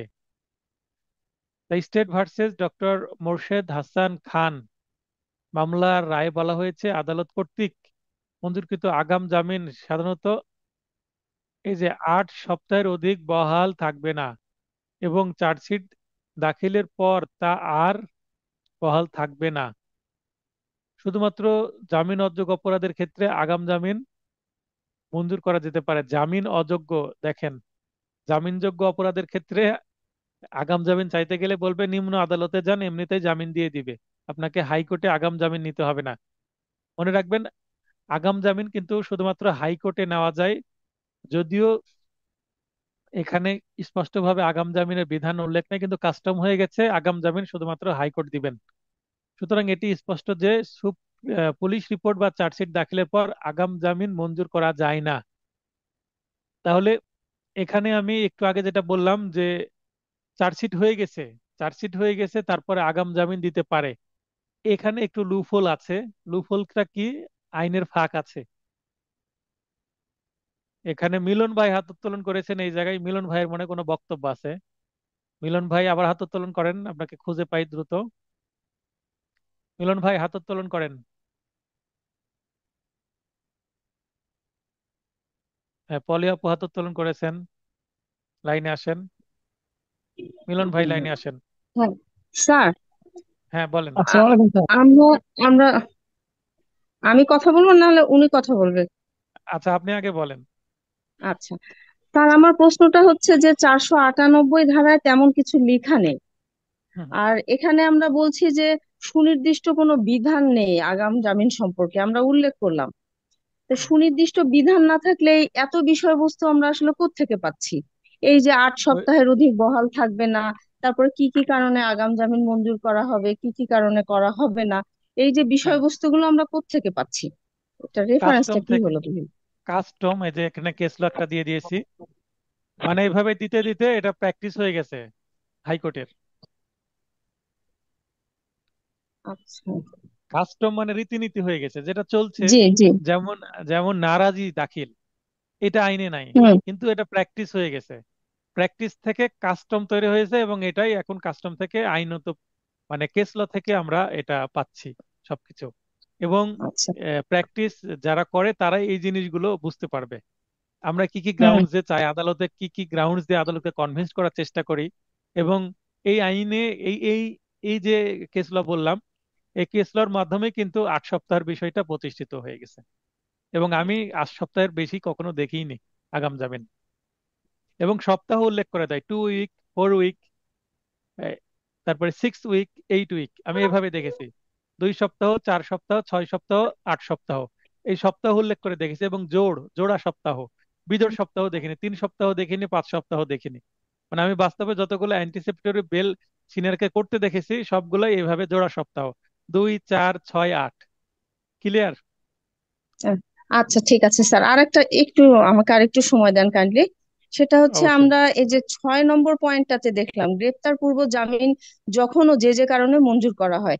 6 নম্বর পয়েন্টটাতে বলা হচ্ছে যে ভারতীয় রায়ে বলা হয়েছে হুম, চার্জশিট দেওয়ার পরও আগাম জামিন মঞ্জুর করা যায়। কিন্তু হুম। আমাদের বাংলাদেশে আসলে ওই যে কাস্টমারি যে বিষয়টা আপনি বলছেন যে রীতিনীতিতে নেই, তাহলে এই কারণে কি আমরা করি না, নাকি এখানে আইনের কোনো ব্যাখ্যা আছে? হ্যাঁ, 6 নম্বরটায় মিলন ভাই প্রশ্নটা শুনে নেই, মেবি একই প্রশ্ন। মিলন ভাই বলেন। ওকে। জি, আসসালামু আলাইকুম স্যার। হ্যাঁ, ওয়ালাইকুম আসসালাম। স্যার, আমার সমস্যা তো আপনি ধরতে পেরেছেন আগে যে আমি কি বলতে চাচ্ছি। আচ্ছা, আপনি পড়া ওই স্টুডেন্ট, যেখানে প্রবলেম সেখানে তো ধরতে পারবেন, কিন্তু আগে থেকে আর বলেন না, এটা হচ্ছে সমস্যা। আগে মেসেজ দিলে তো আমি সতর্ক থাকবো, ক্লাসের মধ্যে আটকাই দেন। আচ্ছা, কোন ব্যক্তির আর বিরুদ্ধে আর অপরাধ আমলে। স্যার, আর একটু বলি স্যার। বলেন, আর বলেন। ওই যে আপু বলছিল যে 98 আগাম জামিনের বিষয়টা আগে আইনে ছিল, কিন্তু ওইটা 1984 সালের পর থেকে ওইটা বাতিল হয়ে গেছে। এই যে হুম। তথ্যগুলো আপনি, এটা আগে ছিল আইনে। আগের বের একটা ছিল এই তো, জি স্যার। কিন্তু সেটা তো আমরা বলতে পারবো না যেটা বাতিল হয়েছে। না, হ্যাঁ, এটা বাতিল হয়ে গেছে। বাতিল হইলে ফৌজদারি কার্যবিধিতে ছিল, যেটা বাতিল বাতিল দিয়ে কথা তোলাই দরকার নাই। ঠিক আছে? না, ওই তথ্যগুলো এ, তথ্যগুলো যেহেতু কোথায় পেয়েছেন এটাই আর কি, এই হিসেবে ওখান বললাম থেকে আর কি। ওখান থেকে প্র্যাকটিস ছিল, প্র্যাকটিসটা থেকে গেছে আইন না থাকলেও। জি জি জি। জি। আচ্ছা, এবার দেখেন, কোন ব্যক্তির বিরুদ্ধে অপরাধ আমলে গ্রহণ করার পর, এমনকি চার্জশিট দেওয়ার পরও আগাম জামিন মঞ্জুর করা যায় বলে ভারতীয় রায়ে বলা হয়েছে। তো এটা ভারতীয় রায়ে আছে। এই কেস লটা আমি খুঁজে পেলে অবশ্যই দিয়ে দেওয়ার চেষ্টা করব। কিন্তু বাংলাদেশের প্র্যাকটিস এটা বলছে। ঠিক আছে, চার্জশিট দেওয়ার পর বলতে এখানে চার্জশিট আদালতে জমা দেওয়ার পর, এখানে আরেকটা লুপহোল আছে কি? মনে করেন চার্জশিট জমা দেওয়া এবং চার্জশিট আমলে নেওয়া, দুইটার মধ্যে পার্থক্য আছে। যেমন চার্জশিট দিয়ে দিল, ধার্য তারিখের আগে যদি চার্জশিট দেয়, মনে করেন 10 দিন পরে ধার্য তারিখ, তো ধার্য তারিখের আগে তো আর আমলে গ্রহণ করবে না। 10 দিন পরে জি যেদিন ধার্য তারিখ থাকবে সেদিনকে আমলে গ্রহণ করবে চার্জশিটটা। মানে জি। সেদিনকে এই আপনার আনুষ্ঠানিকভাবে এই চার্জশিটটাকে মামলার নথিতে সংযুক্ত করা হবে। তার আগে যদি তদন্তকারী কর্মকর্তা চার্জশিটটা জমা দেয়, জাস্ট জি বেঞ্চ সহকারী বা পেশকার কি করবেন, সেটা নথির মধ্যে গেঁথে রাখবেন। কিন্তু এটা তখনও কি অফিসিয়ালি, আমলে এটা আমলে নেয় না। নথির আমলে নথির নেবে তো সাথে সেটা অফিসিয়ালি আমলে নথির একটা নেবে অংশ ম্যাজিস্ট্রেট। হয়নি। তবে জি যেদিন ম্যাজিস্ট্রেট সেখানে সই করবে ধার্য তারিখের দিন, ধার্য তারিখের আগে তো আর সই করবে না, নথি তো স্যার সামনে আসবেই না। তো জি ধার্য তারিখে উনি সই করবেন, আমলে নেবেন, তখন থেকে সেটা কার্যকর হবে। যেদিন আমলে নেবে তারপরে কখনো কিন্তু এই কি হবে না, এই জামিন মঞ্জুর হবে না, আগাম জামিন। কিন্তু চার্জশিট রেডি হয়ে গেছে, তারপরে তদন্তকারী কর্মকর্তা জমাও দিয়ে দিয়েছে আদালতে, কিন্তু ধার্য তারিখ এখন আসেনি, এখানে একটা কি গ্যাপ আছে না? এই গ্যাপে কিন্তু আগাম জি জামিন জি মঞ্জুর হবে। ঠিক আছে? জি জি জি, এটাই হয়তোবা বলতে ভারতীয় চাচ্ছিলাম আমি। হয়তোবা ভারতীয় রায়ে সেটাই বোঝানোর চেষ্টা করেছে। এই গ্যাপের মধ্যে অনেক সময় মামলার 2-3 মাস পরে ডেট থাকে, এর মাঝখানে চার্জশিট হয়েছে, কিন্তু এখানে আহ, সংশ্লিষ্ট আদালত সেটা আমলে গ্রহণই করেনি তাই। জি ঠিক আছে, পলি আপু বুঝতে পেরেছেন? জি হুম। তো ঠিক জি আছে, জি নয়েজ না স্যার, হলে ক্লিয়ার। লাইনে থাকেন, টু দা পয়েন্ট প্রশ্ন করবেন। তো মিলন ভাই এই প্রশ্ন করবেন বুঝতে পেরেই আমি পরের প্রশ্নটা শেষ করেই এই জায়গায় আসলাম। তাহলে জিনিসটা আরো ক্লিয়ার হলো, তাই নয় কি? স্যার, এই কারণেই তো আপনি শিক্ষক, আমরা ছাত্র। না সেটাই না, ছাত্র এখানে ছাত্র ছাত্র থেকেও শেখা আছে শিক্ষকের। আমি কখনো নিজেকে এরকম দাবি করি না যে আমি সবকিছু জানি। আর আইন এমন একটা না, জিনিস, অবশ্যই অবশ্যই। জ্ঞানের জ্ঞানের সাগর। এখান থেকে যতটুকু আপনি শিখবেন, মৃত্যুর আগ পর্যন্ত শিখতেই থাকবেন। সব সময় আপডেটেড আইন আসছে, যে যত পড়বে সে তত ভালো কৌশলী বা আইনজীবী হতে পারবেন। স্যার, আমি আচ্ছা, আর ভাবি একটু আমি ভাবি যে আমি ভাবি যে আমি যে প্রশ্ন করতে চাই, আপনি আগে থেকে বুঝে যান। এই জিনিসটা আমার খুব ভালো লাগে যে কিভাবে বোঝেন আপনি, আপনি যে তো আমি এটা এমসিকিউ আসলে। এর এমসিকিউ এ প্রায় 1 বছর ধরে আমার সাথে আছেন, তাহলে আপনার সাথে জি জি কমিউনিকেশন হয়, আপনি প্রায় ক্লাসে কথা বলেন, তাহলে আপনার জি মেন্টালিটি কেমন, আপনি কেমন টাইপের স্টুডেন্ট এটা আমি বুঝতে পারি না। আপনি সবচেয়ে জি আমার ব্যাচের টপ স্টুডেন্ট এই মর্মে, কারণ আমি বলেছি 80টা করে পূরণ করবেন, সর্বোচ্চ 90টা, আপনি 96টা পূরণ করেছেন বার কাউন্সিলের। তার মানে আপনার লেভেল অনেক উপরে, এটা তো সবাই জানে। মেধাবী মানুষ, আর স্যার। সাতক্ষীরার মানুষ মেধাবী, এটা স্বীকারোজ্য। এই কারণেই, কারণ এ যাবৎ পর্যন্ত সাতক্ষীরা থেকে আমার যতগুলো স্টুডেন্ট ভর্তি হয়েছে সবাই পাস, একজনও এ যাবৎ ফেল হয়নি। এটা একটা ভালো সাতক্ষীরার সুনাম আছে। তো ঠিক আছে ভাই, কথা হবে, ক্লাসটা আরেকটু এগিয়ে স্যার, নিই। আমি আমি তো, জি, আমি তো খুব আচ্ছা স্যার। একটি হত্যা মামলায় এক্স এজাহার বা এফআইআর নামীয় আসামি না হওয়া সত্ত্বেও তদন্ত পর্যায়ে পুলিশ এক্স কে গ্রেপ্তারের চেষ্টা করছে, মানে পুলিশ তাড়িয়ে নিয়ে বেড়াচ্ছে, বাসায় থাকতে পারছে না, পালিয়ে বেড়াচ্ছে। এক্ষেত্রে এক্স জামিনের জন্য কোন আদালতে আবেদন করতে পারে? তাহলে আগাম জামিন নিতে হবে, গ্রেপ্তার এখনো হয়নি, এজাহার নামীয় আসামি না, মানে এফআইআর এ তার নাম নাই। জামিনের দরখাস্তের সমর্থনে যুক্তি ও হেতু প্রদর্শন করুন। তাহলে কোথায় করতে হবে? আমরা 498 ধারার বিধান মতে, এখানে 498 ধারা এই কারণেই বলছি কারণ এই আগাম জামিন যে একটা কাস্টম হয়েছে, 498 ধারার যে বিধান, এই বিধানের একটা ব্যাখ্যা নিয়ে এসে এটা চালু আছে। কামরুল হাসান ভাই বলেন। জি, আসসালামু আলাইকুম। ওয়ালাইকুম আসসালাম, ভাই, বলেন। আমার কোশ্চেনটা হলো 498 ধারায় বলছে যে দায়রা হাইকোর্ট বিভাগ ও দায়রা আদালত যে কোনো ক্ষেত্রে যে কোনো ব্যক্তিকে জামিন মঞ্জুরের নির্দেশ দিতে পারে। তাহলে হ্যাঁ, অ্যান্টিসিপেটরি বেল আমি কি দায়রা কোর্টে বা সেশন কোর্টে আবেদন করতে পারবো কিনা? পারবেন না, কাস্টম নাই ওখানে। অ্যান্টিসিপেটরি বেলের কথা বলা হয়নি, বলেছে দিতে পারে। এখন দায়রা জজ তো যে কোনো মামলায়, মার্ডার কেসে, রেপ কেসে জামিন দিয়ে দিচ্ছে না, মানে জি এইটা জেনারেল বেলের কথা বলা হচ্ছে। কিন্তু জি। আর এটারই একটা এক্সটেন্ডেড এক্সপ্রেশন হিসাবে অ্যান্টিসিপেটরি বেল হাইকোর্ট প্র্যাকটিস করছে। ওই যে জি মিলন ভাই বললেন, যেটা অ্যামেন্ডমেন্টের পরে বাতিল হয়ে গেছে। আর ঠিক আছে। এখানে তো আসলে ওই কোনো সুনির্দিষ্ট বিধান নাই, প্রথাগতভাবে এটা চলে আসছে। তাহলে যদি হ্যাঁ, হ্যাঁ। প্রথাটা তো শুরু হয় কোনো কিছু শুরুর মাধ্যম দিয়েই তো হয়। হুম। হয়তো একসময় হাইকোর্টে আবেদন করেছিল, সে মর্মে অ্যান্টিসিপেটরি বেল দিছে, সেভাবে প্রথাটা চালু হয়েছে। কিন্তু যদি এভাবে এই সেশন জজ, সেশন কোর্টে যদি আবেদন করা হয় সেভাবে কি প্রথা আবার নতুন করে চালু করা যায় কিনা? আপনি ট্রাই করেন। আপনি অ্যাডভোকেট হওয়ার পর ট্রাই করবেন। আচ্ছা, ঠিক আছে। ধন্যবাদ। আর আর যদি মঞ্জুর করতে পারেন অবশ্যই ফেসবুকে দিবেন, আমাকে জানাবেন, আমরাও ট্রাই করবো রাজশাহীতে। আর সূচনা করলে অনেক কিছু হবে, কিন্তু আপনাকে আহ, একটা ব্যাখ্যা নিয়ে, স্ট্রং গ্রাউন্ডস নিয়ে যেতে হবে। এখানে আপনার একাডেমিক ডিবেট করতে হবে, মানে আইনের কিছু ডিবেট করে কনভিন্স করতে হবে, কারণ এটা তো তাহলে বড় ধরনের একটা বিষয় হয়ে যাবে। ওকে, অফকোর্স। জামিনের দরখাস্তের সমর্থনে যুক্তিবাহিতবাদ, এখানে গ্রাউন্ডস আমরা অলরেডি একটু আগে পড়েছি, সেগুলো পড়ে নেবেন তাহলে হবে, খুব সহজ ভাষায় লেখা আছে। আমি যে ধরনের হেতুবাদ দিই সেই ধরনের হেতুবাদই আছে। এরপরে আমি দুই তিনটা চারটা ড্রাফটিং রেখেছি এই সিআরপিসি থেকে। ফাইনাল টাচ নোটে আরো ড্রাফটিং থাকছে।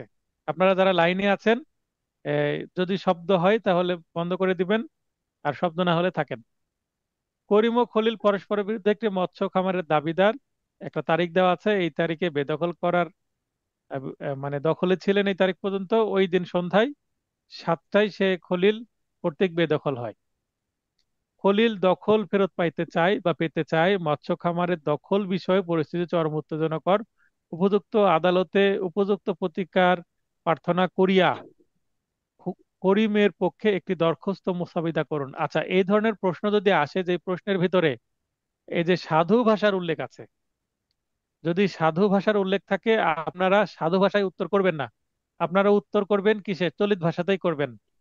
যদিও প্রশ্নে সাধু ভাষা থাক, তারপর আপনারা চলিত ভাষায় উত্তর করবেন, কারণ আপনি অন্যান্য প্রশ্নের উত্তর তো চলিত ভাষায় করছেন। যেহেতু আপনার অভ্যাস চলিত ভাষায় করাই, তাই চলিত ভাষাতেই করবেন। আর কেউ যদি মনে করেন যে আমি সাধু ভাষায় উত্তর করব, আমার স্টুডেন্ট, তারা আমার পরীক্ষায় আগে সাধু ভাষা প্র্যাকটিস করে দেখেন আমি কত ভুল ধরি আপনাদের। যদি আসলেই সিরিয়াসলি করতে চান, তাহলে অবশ্যই আমার পরীক্ষাতেও সাধু ভাষায় প্রশ্নের উত্তর করবেন, সেক্ষেত্রে আমি ভুল ধরে দেব। যদি ভুলের পরিমাণ কম হয় আমি রিকমেন্ড করব সাধু ভাষায় করতে পারেন, নো প্রবলেম।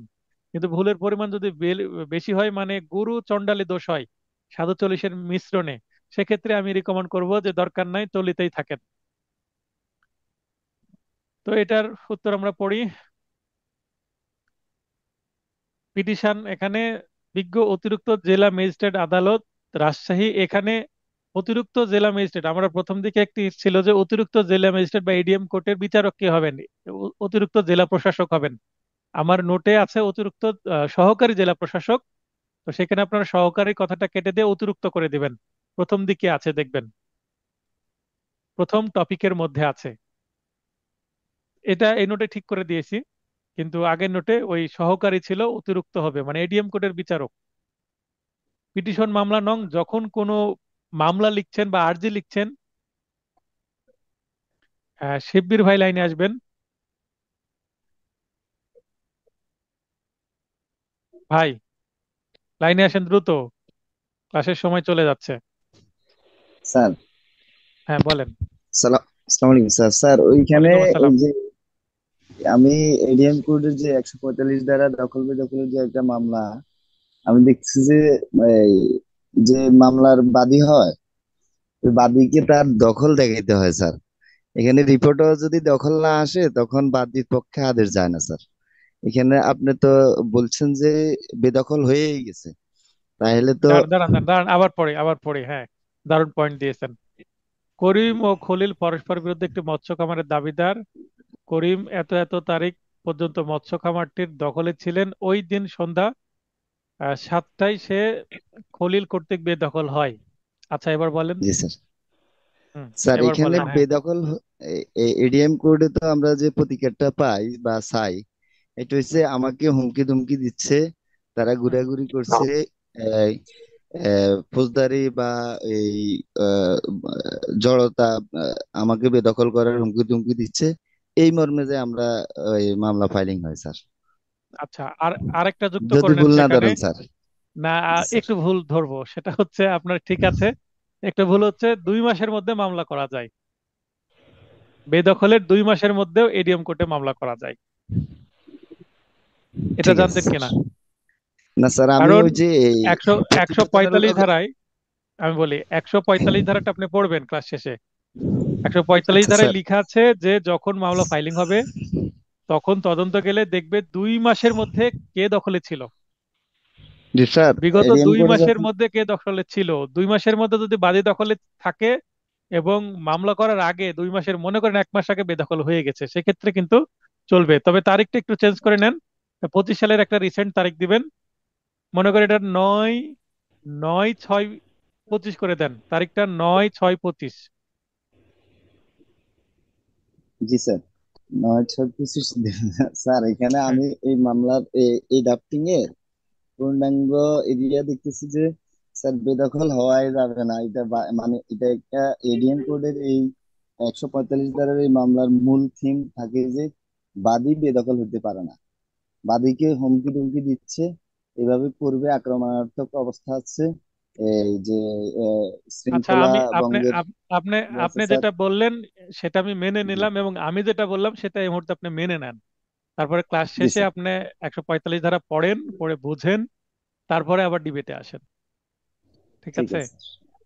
জি। আসসালামু আলাইকুম স্যার। আমি বলছি যে আপনার যখন 2 মাস, আমার দখলে এই মুহূর্তে নাই, কিন্তু আমি, আচ্ছা, আশা করি সবকিছু ঠিক আছে। রনি আপু বলবেন সবকিছু ঠিক আছে কিনা। জি স্যার, সব ঠিক আছে। আচ্ছা, ধন্যবাদ এত রাত জেগে ক্লাস করার জন্য। আচ্ছা, এই একটা মাস কষ্ট করতে হবে, কষ্ট করলে ফল পাওয়া যাবে। ঠিক ইনশাল্লাহ। আছে, ইনশাল্লাহ। তো আমি এই ব্রেকে একটু সংশোধন করে নিয়েছি নোটটাকে। যখন আরজি লিখবেন, অথবা নতুন মামলা যেটা আরজি বা দরখাস্ত বা পিটিশন, সরি, আরজি বা দরখাস্ত, আরজি অথবা পিটিশন মামলা লিখবেন, মানে যেটা নতুন, এখনো মামলার জন্মই হয়নি, আজকে জন্ম হচ্ছে, যেটা ফাইলিং হবে, সেটাতে অবশ্যই এই জায়গাটা ফাঁকা রাখবেন। যেমন পিটিশন মামলা নং একটা ফাঁকা, তার মানে যখন আমরা বাস্তবে মামলা ফাইলিং করে এখানে কিন্তু হাতে লিখে মামলা নাম্বারটা পড়ে। কারণ আগে থেকে তো আমি জানতে পারবো না যে আমার মামলা নাম্বারটা কত হবে।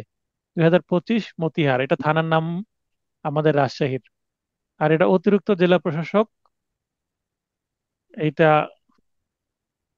রাজশাহী মহোদয় বরাবর আমরা এই মামলাটা নিবেদন করছি। ধারা হচ্ছে, এখানেও আমি ইংরেজিতে দিয়ে দিয়েছি ধারাটা, 145। এই ক্লাসটা শেষ করে তারপরে প্রশ্নোত্তর পর্বে যাব। এখন হাত উত্তোলন কেউ দয়া করে করবেন না। ক্লাস শেষে আমি সময় দেব। কালকে শুক্রবার আছে, আপনাদের যদি আরো 2 ঘন্টা ক্লাস করানো লাগে আমার সমস্যা নাই, আপনারা লাইনে থাকেন। রনি আপু, যদি কোনো জায়গায় বুঝতে সমস্যা হয় আপনি কথা বলবেন, আর বুঝতে না পারলেও কথা বলবেন। আর বাকি যারা আছেন তারা ক্লাস যখন শেষ করব ওই সময় আমি প্রশ্নোত্তর পর্বে যাব, সবাইকে লাইন অন করার সুযোগ করে দেব। যেখানে দরখাস্তকারী পুরাতন নোটে নাম ঠিকানা সবকিছু দেওয়া ছিল, দরকার নাই। আর প্রতিপক্ষ শুধুমাত্র খ দিয়ে দিলে হয়ে যাবে। তারপরে ঠিকানা এগুলো দেওয়া দরকার নাই, জাস্ট দিয়ে দিবেন, তাহলে আপনাদের সময় বাঁচবে। ঘটনার স্থান, তফসিল বর্ণিত সম্পত্তি, কাজলা, থানা মতিহার, মহানগর রাজশাহী, এখানেও আপনি আহ, পুরোটা না দিলেও হবে, দিলেও সমস্যা নাই। ঘটনার স্থান, তফসিল বর্ণিত সম্পত্তি, এতটুকু লিখলে হবে। ঘটনার স্থান বলে কোনো কিছু লিখলেও হবে, ডট ডট দিয়ে রাখলে হবে। ঘটনার তারিখটা উল্লেখ করলে ভালো হয়। যদি প্রশ্নের মধ্যে ঘটনার তারিখ উল্লেখ করা থাকে অবশ্যই সেটা চেঞ্জ করা যাবে না। আর যদি প্রশ্নের মধ্যে ঘটনার তারিখ উল্লেখ করা না থাকে তখন ইচ্ছে মতো তারিখ আপনি দিতে পারেন, তবে বুঝে দিতে হবে। যেন ঘটনার তারিখ আর মামলা করার তারিখের মধ্যে পার্থক্য থাকে। মনে করেন ঘটনার তারিখ দিলেন হচ্ছে পরে, আর মামলা করার তারিখ দিলেন আগে, মানে মামলা হলো আগে, ঘটনা ঘটলো পরে, এমন যেন না হয়। তাহলে এখানে 2/5/2025। রনি আপু, বুঝতে পারলেন কি বললাম? জি স্যার, বুঝতে পারছি।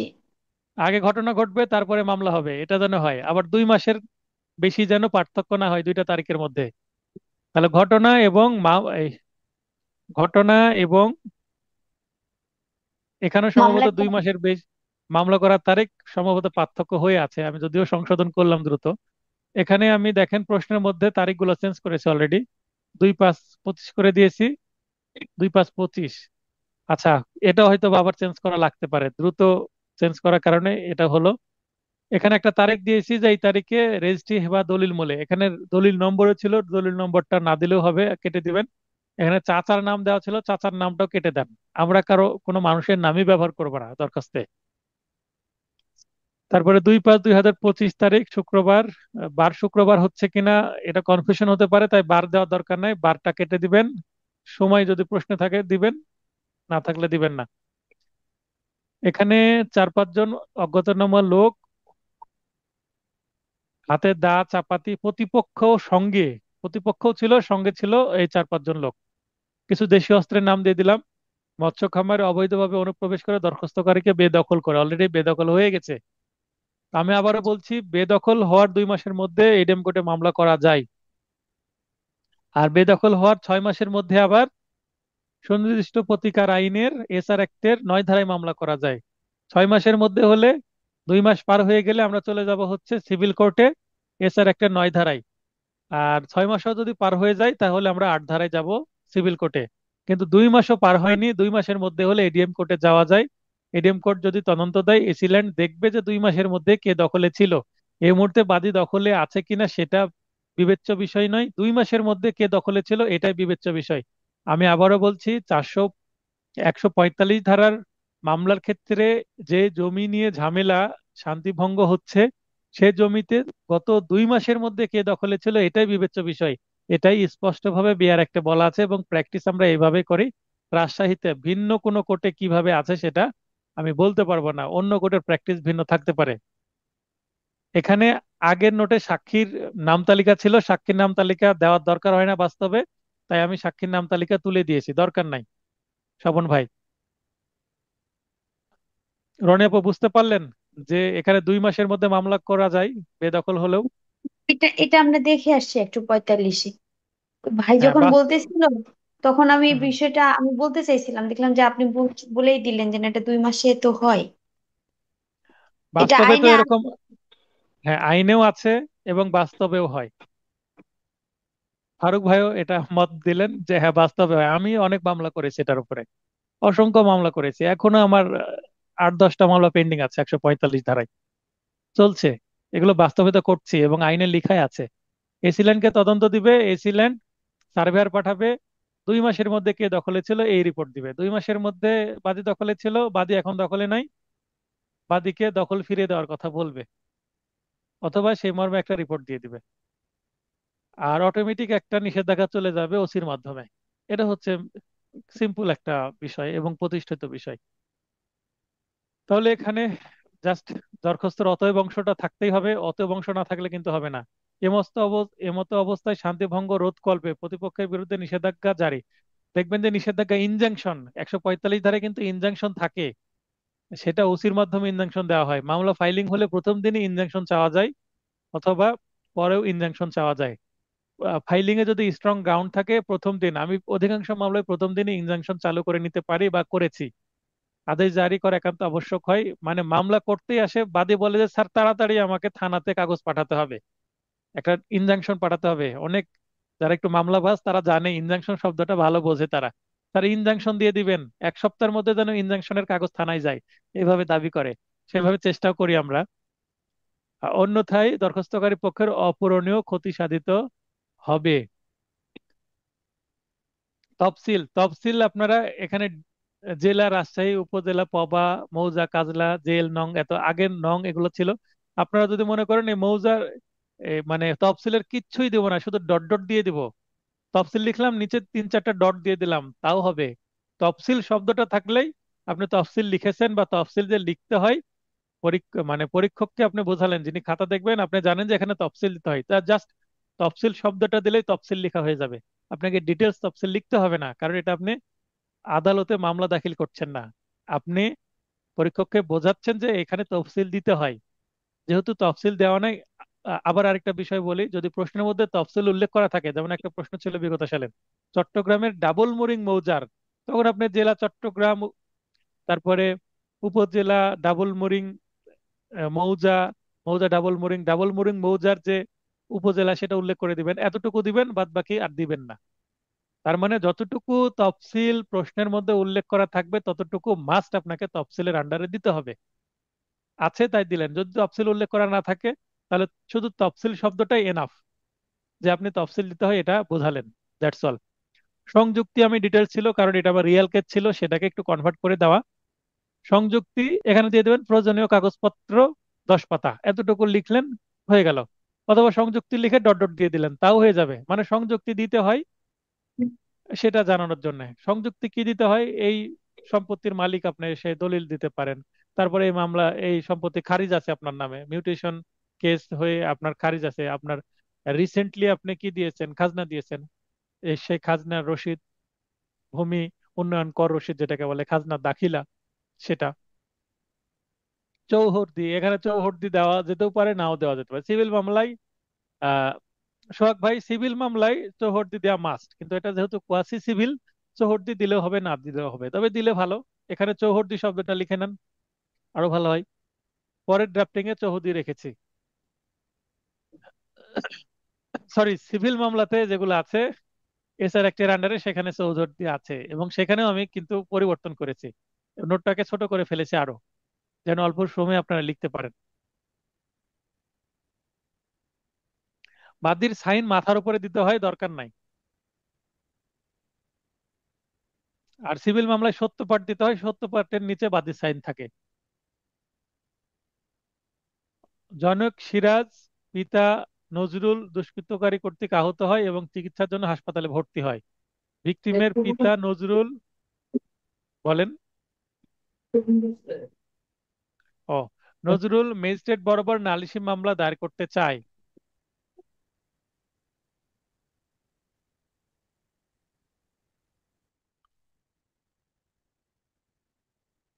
নজরুলের জন্য একটি নালিশি মুসাবিদার করুন। ক্লাসটা শেষ করি, তারপর প্রশ্নোত্তর পর্বে যাচ্ছি।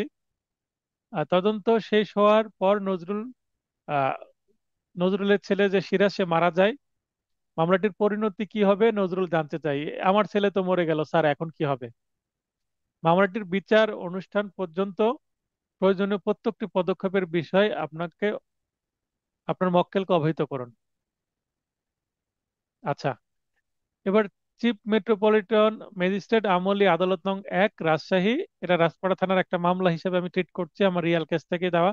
আগের নোটে এখানে দণ্ডবিধি কথা ছিল, এই আজকের নোটে এবং কালকে যারা নোট পাবে তাদের এখানে পেনাল কোড ইংলিশ করা হয়েছে। এখানে সেকশন গুলো দিয়ে দেওয়া হয়েছে। সেকশন, যে স্ল্যাশ দেওয়ার, এর অর্থ অথবা না, এর অর্থ 323, 325 এগুলো সহ 334 সবগুলোই। তো আমরা বাস্তবে স্ল্যাশ ব্যবহার করি, স্ল্যাশ দ্বারা অথবা মনে হচ্ছে, কিন্তু এটা আসলে অথবা না। আপনারা এখানে স্ল্যাশ ব্যবহার না করে কমাও ব্যবহার করতে পারেন। ফরিয়াদি মোহাম্মদ নজরুল ইসলাম, যেহেতু নজরুলের নাম দেওয়া আছে,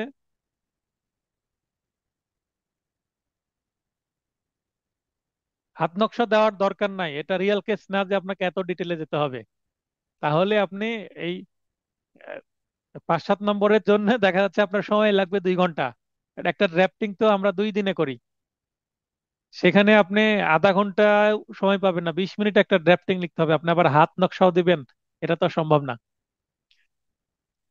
তো ফরিয়াদি মোহাম্মদ নজরুল ইসলাম, তবে হ্যাঁ, হাত নকশা শব্দটা লিখতে পারেন, যেমন তফসিল চৌহদ্দি হাত নকশা, এভাবে শেষ করতে পারেন, তাহলে ভালো হবে। তারপর পিতা, সাং, থানা, জেলা, এভাবে দিতে পারেন, অথবা জাস্ট আপনি নজরুল ইসলাম দিলেন, এর নিচে এগুলো কিছুই দিলেন না, নো প্রবলেম। মাঝখানে বনাম শব্দটা অবশ্যই দিতে হবে, আর এই পাশে আসামি। আচ্ছা, এটা হচ্ছে নিম্ন আদালতের স্টাইল। নিম্ন আদালতে আবার হাইকোর্ট স্টাইলও চলে কি, যেমন উপরে লিখলেন আপনি নজরুল, এবং সাইডে ডট ডট দিয়ে লিখলেন কি, ফরিয়াদি, মাঝখানে লিখলেন বনাম, এবং নিচে লিখলেন ক, ডট ডট দিয়ে লিখলেন আসামি। তার মানে আসামি উপর নিচে, আমার এটা সাইড বাই সাইড উপর নিচেও করা যায়, অনেক গাইডে এভাবে উপর নিচে করা আছে। তো আমাদের রাজশাহীতে এই স্টাইলে চলে, আমি এই স্টাইলে দিয়ে দিয়েছি, আমার রিয়েল কেস থেকে এগুলো দেওয়া। সাক্ষীগণের নাম ও ঠিকানা, ফরিয়াদি স্বয়ং 1 নম্বর সাক্ষী। তারপর তার পিতা, আহ, এই যে সিরাজকে ভিকটিম, একে সাক্ষী করে দিয়েছি, সে সুস্থ হলে নিজ মামলায় সে সাক্ষী দিবে। পিতা মোহাম্মদ নজরুল ইসলাম এই মুহূর্তে ভিকটিম, কিন্তু আমরা বাদী হচ্ছে না, কি কারণে? কারণ ভিকটিম হসপিটালের বেডে শুয়ে আছে, এই কারণে তাকে মামলায় আদালতে এসে সিআর মামলা, নালিশি মামলা করতে চায়। কারণ এখানে থানায় মামলা মেবি নেয়নি, সে নালিশি মামলা কোর্টে করবে অ্যাডভোকেটের মাধ্যমে। এখানে প্রশ্নে বলাই আছে সিআর মামলা, নালিশি মামলা। তারপরে 3 নম্বরে চ পিতা, তারপরে ছ পিতা, বর্গীয় জ পিতা, এগুলো চ ছ জ এভাবে দিয়েছি, মানুষের নাম ব্যবহার করিনি। আপনারা যদি বাদী বিবাদী বা পক্ষগণের নাম থাকে সেক্ষেত্রে সেই নামটা অবশ্যই ব্যবহার করবেন, নাম না থাকলে ক খ গ এভাবে দিয়ে দিবেন, চ ছ জ এরকম। ও ব্যবহার করবেন না, কারণ ও দিয়ে কখনো ব্যক্তির নাম শুরু হয় না তাই। তারপর এখানে ক পিতা, এখানে খ তার পিতা, তাদের সাং, সাং মানে সাকিন বা ভিলেজ, গ্রাম। জেলা রাজশাহী সহ অজ্ঞাতনামা আরো 4-5 জন। এখানে ঘটনার স্থান তারিখ সময় 9/6/2025, যেহেতু এখনো 9/6 আসেনি, যেহেতু আপনাদের পরীক্ষা হবে কত তারিখে, 28/6, তাই 9/6 দিয়েছি, তার মানে তার কিছুদিন আগের রিসেন্ট ডেট দিয়েছি। যদিও অ্যাডভান্স হয়ে আছে পরীক্ষার সময়, এটা অ্যাডভান্স হবে না, রেলিভেন্ট হয়ে যাবে। রাত্রি অনুমান 11 ঘটিকা। ফরিয়াদি পক্ষে বিনীত নিবেদন, এই যে বলে শুরু করলেন, এগুলো পড়লেই বুঝতে পারবেন, সহজ জিনিস। তারপরে 4/4/2025 তারিখে একটি সাধারণ ডায়েরি দায়ের করে, যার রাজপাড়া থানার জিডি নং এত, এই নং যে ডট ডট দিয়ে দিতে পারেন বা দিলেও সমস্যা নেই। জমি জমা সংক্রান্ত পূর্ব শত্রুতার জের ধরে 1 ও 2 নং আসামিদ্বয় ভিকটিম মোহাম্মদ সিরাজ আলীকে প্রায়ই প্রাণনাশের হুমকি দিত। তার মানে এই যে মেরেছে এর আগেও ঝামেলা ছিল, এবং উক্ত বিষয়ে রাজপাড়া থানা গিয়ে এই ভিকটিম কিন্তু অলরেডি একটা জিডি করেছে। জিডি করার পরেও সে কি বাঁচলো না, জিডি করার পরেও তার উপরে হামলা হলো। এরই ধারাবাহিকতায় ঘটনার দিন 9/6/2025 11টায় এই 2 জন আসামিদ্বয় সহ আরো তার সঙ্গপঙ্গ ছিল, সঙ্গপাঙ্গ নিয়ে টোটাল 7-8 জন মিলে কি করেছে, অ্যাটাক করেছে। কোথায়? ঘটনাস্থল ঘোষপাড়া মোড় সরকারি রাস্তার উপর ভিকটিমকে একা পেয়ে অতর্কিত ভাবে, মানে হঠাৎ, সাডেনলি হামলা করে। 1 নং আসামি হত্যার উদ্দেশ্যে আসামির পেটে ছুরি দিয়ে আঘাত করে, গুরুতর রক্তাক্ত জখম করে। এতে ভিকটিম যন্ত্রণায় চিৎকার দিয়ে মাটিতে লুটিয়ে পড়ে। দেখেন, একটু রিয়েল একটা সেন্টেন্স দেওয়ার চেষ্টা করেছি যেন এটা অথেন্টিক মনে হয়। উক্ত সময় অন্যান্য আসামিগণ ভিকটিমকে এলোপাথাড়ি কিল, ঘুষি ও লাথি মারতে থাকে। এক পর্যায়ে 2 নং আসামি তার হাতে থাকা হকি স্টিক দ্বারা হত্যার উদ্দেশ্যে ভিকটিমের মাথায় সজোরে আঘাত করে। একজন মারলো পেটে, ভুঁড়ি কানা করে দিল, মানে ছিঁড়ে দিল। আর আরেকটা হচ্ছে ভুঁড়ি ছিদ্র করে পেট থেকে রক্তাক্ত জখম, ব্লিডিং হচ্ছে, পড়ে গেছে। আরেকজন 2 নম্বর আসামি এসে মাথায় হকি স্টিক দিয়ে বাড়ি দিয়েছে। হকি স্টিক সাথে থাকার অর্থ কি, মানে তাদের প্ল্যান ছিল তাকে মারার, এটা বোঝানোর জন্য এই শব্দ ব্যবহার করেছি। মাথায় গুরুতর জখমের ফলে ভিকটিম জ্ঞান হারিয়ে ফেলে। দেখেন, 2টা আঘাতে গুরুতর করেছে, একটা পেটে একটা মাথায়। এটা কেন দিয়েছি, কারণ এর পরে তাকে তো মেরে ফেলতে হবে। এটা খুব বেশি বিস্তারিত দেওয়া হয়নি, এটা মডারেট দিয়েছি। কেন এটা মডারেট দিতে হয়েছে, কারণ এমন কিছু আঘাত আপনাকে দেখাতে হবে যেন এই আঘাতের ফলে এই ভিকটিম মারা যায়। কারণ প্রশ্নে বলেছে পরবর্তীতে সে মারা গেল। কারণ আপনি একটা চড় থাপ্পড় দিলেন, সে পরে মারা গেল, এটা তো হতে পারে না।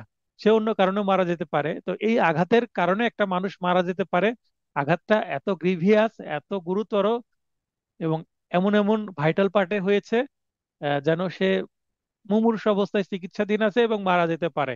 এরকম তো আপনাকে বর্ণনা আনতে হবে, তাই এটা দিয়েছি। আপনি চাইলে 2-1টা পয়েন্ট রেলিভেন্ট না মনে করলে বাদ দিয়ে ছোট করতে পারেন, যদি পরীক্ষার খাতায় লেখার সময় না পান। ঘটনাস্থলের উত্তর অবস্থিত খাবার হোটেলে হতে 3 থেকে 5 নং আসামিদ্বয়, আসামিগণ সহ অনেকে ভিকটিমকে আসামিগণের কবল হতে রক্ষার উদ্দেশ্যে এগিয়ে এলে আসামিগণ দ্রুত মোটরসাইকেল যোগে ঘটনাস্থল ত্যাগ করে পালিয়ে যায়। তার মানে সাথে মোটরসাইকেল ছিল, পালিয়ে চলে গেল।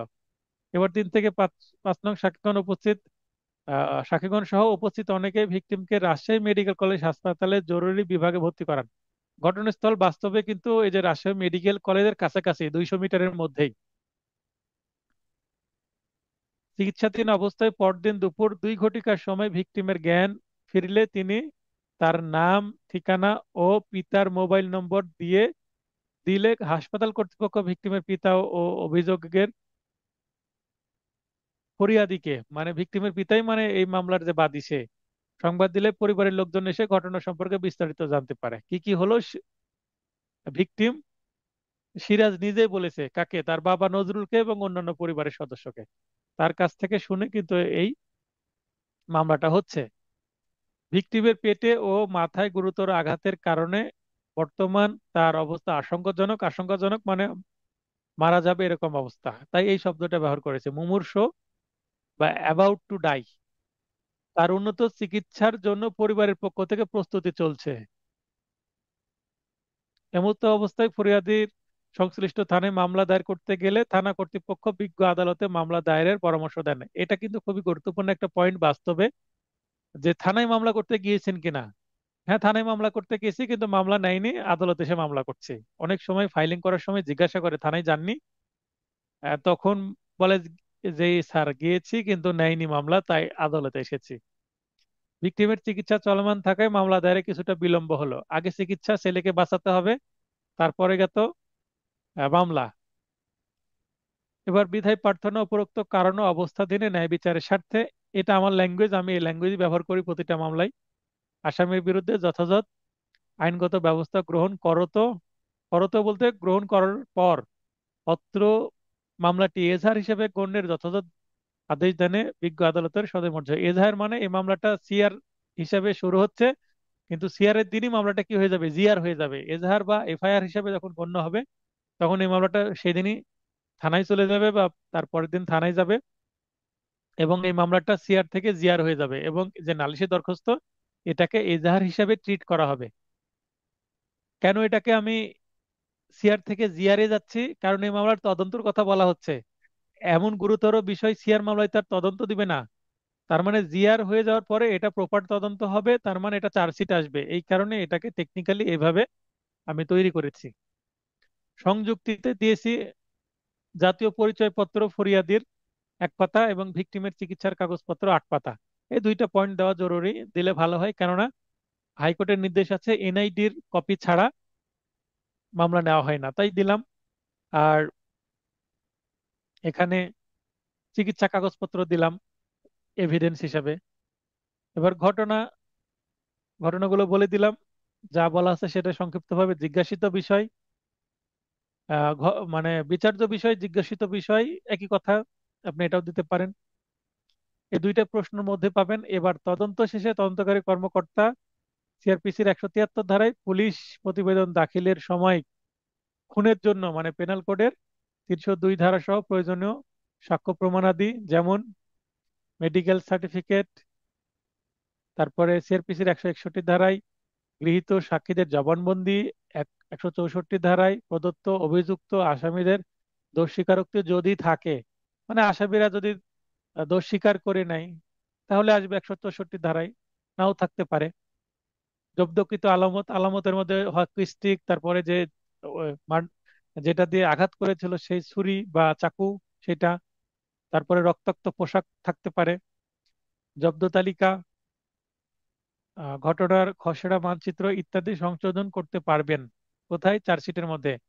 সে মোতাবেক চার্জ গঠনের সময় নালিশি দরখাস্তে উল্লেখিত ধারার সাথে এই যে ফাইলিং এর সময় পেনাল কোডের যে সেকশনগুলো উল্লেখ করা হয়েছে 323 থেকে 34 পর্যন্ত, সবগুলোর সাথে এবার কি যুক্ত হবে? 302। কেন যুক্ত হবে?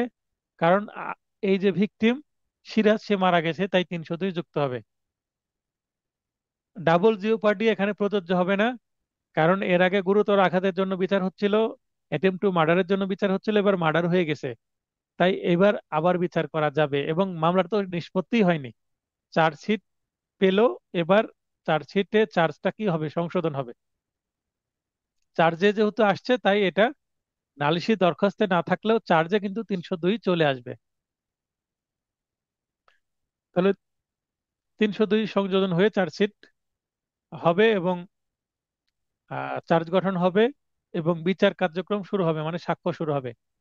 অতএব উপরোক্ত আলোচনা হতে মামলাটির পরিণত বিষয়ে বলা যায় যে, প্রথমে যদিও নালিশি দরখাস্তে খুনের জন্য পেনাল কোডের 302 ধারা উল্লেখ করে মামলা দায়ের করা হয়েছিল, উল্লেখ না করে মামলা দায়ের করা হয়েছিল, তবুও চার্জ গঠনের সময় নালিশি দরখাস্তে উল্লেখিত ধারার সাথে খুনের অর্থাৎ 302 ধারা সংযোজন করে চার্জ গঠনপূর্বক বিচার করা যাবে। পড়ে নেবেন, সহজ আছে।